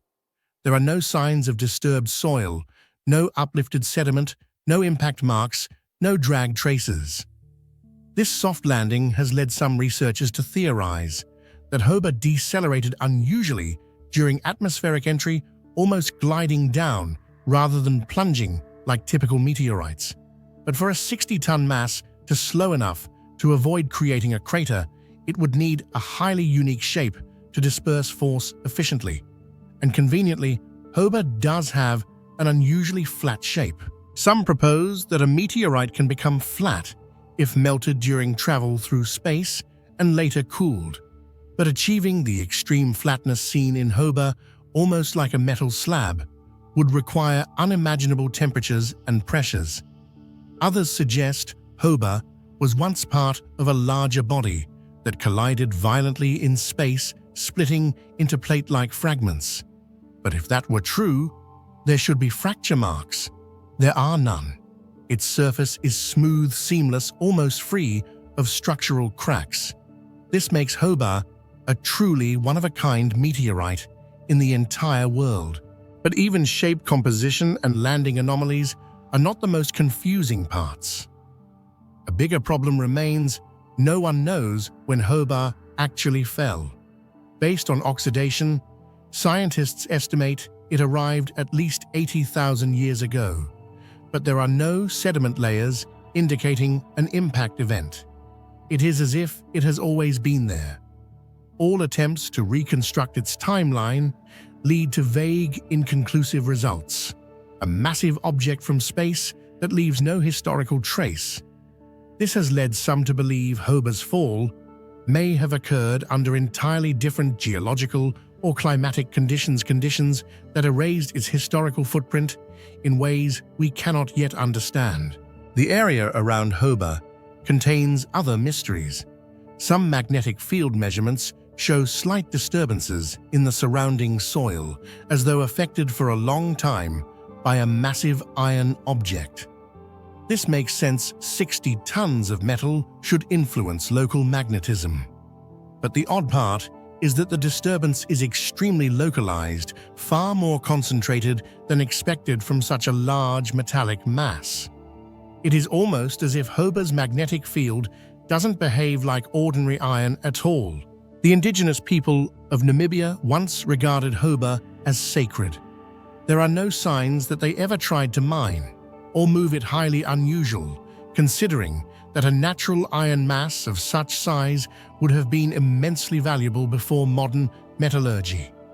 Yet Hoba remained untouched for thousands of years, as if the ancient people understood it was not meant to be disturbed. Some legends say the metal belongs to the sky and should not be claimed by humans. Why they held such belief remains unknown. And now we reach the most important part, the greatest mystery in the entire story. The biggest questions surrounding Hoba has haunted scientists for more than a century. Where did this enormous metal mass actually come from? Every conventional explanation quickly collapses when compared with the evidence. If Hoba came from the core of an ancient celestial body, its unusually flat shape simply does not match material that should have been subjected to extreme pressure and heat. If it was flattened during atmospheric entry, no known meteorite has ever been recorded with a surface so smooth and uniformly, even almost like a giant metal plate. If it fell like other meteorites, then where is the impact crater?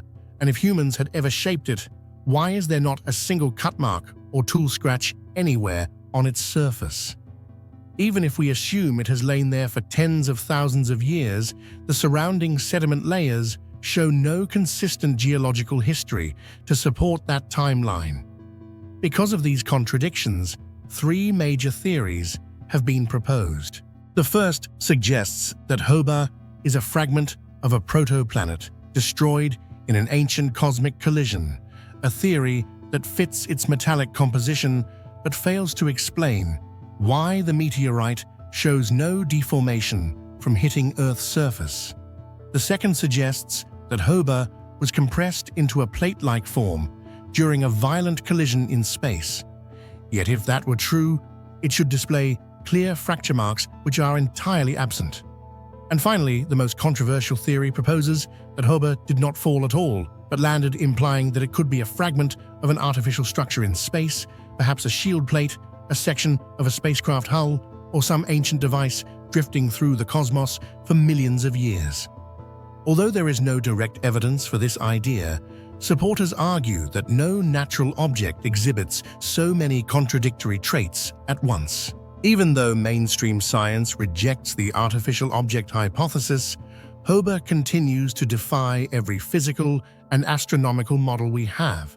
Some mysteries require observation, others require excavation, but Hoba is one of the rare cases where even when it lies right before our eyes, we still cannot truly understand what it is.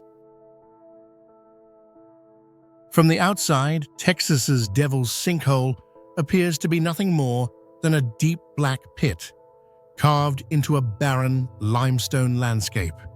But when researchers began lowering survey equipment more than 120 meters down to its floor, they discovered something no one had ever imagined: unmistakable traces of ancient humans found in a place where no one should have been able to set foot, a place of darkness, sheer walls, no pathways, no light, and absolutely unfit for any form of survival. These discoveries transformed the Devil's Sinkhole into one of the most debated archaeological mysteries in the United States, a site where the more science investigates, the harder it becomes to explain. What do you think drove ancient humans to enter a place completely unfit for life? Share your thoughts in the comments below. This sinkhole is as deep as a giant natural well, its narrow opening widening gradually into a cavernous underground chamber. For thousands of years, it has been home to millions of Mexican free-tailed bats, swirling upward like living columns each time the sun sets. Yet amid this natural spectacle, ancient humans left their mark, and the great question arises, how did they get down there? And why? When archaeologists collected sediment samples from the bottom of the sinkhole, they found fragments of stone tools, traces of charcoal animal bones, with cut marks and even some ancient paintings on the rock walls. These traces could not have appeared randomly. Stone tools cannot fall naturally for thousands of years and remain near layers of burned charcoal.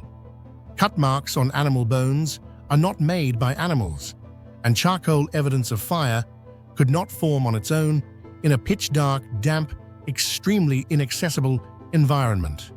Everything points to one conclusion. Ancient humans were here, or at least deliberately carried out actions related to this place.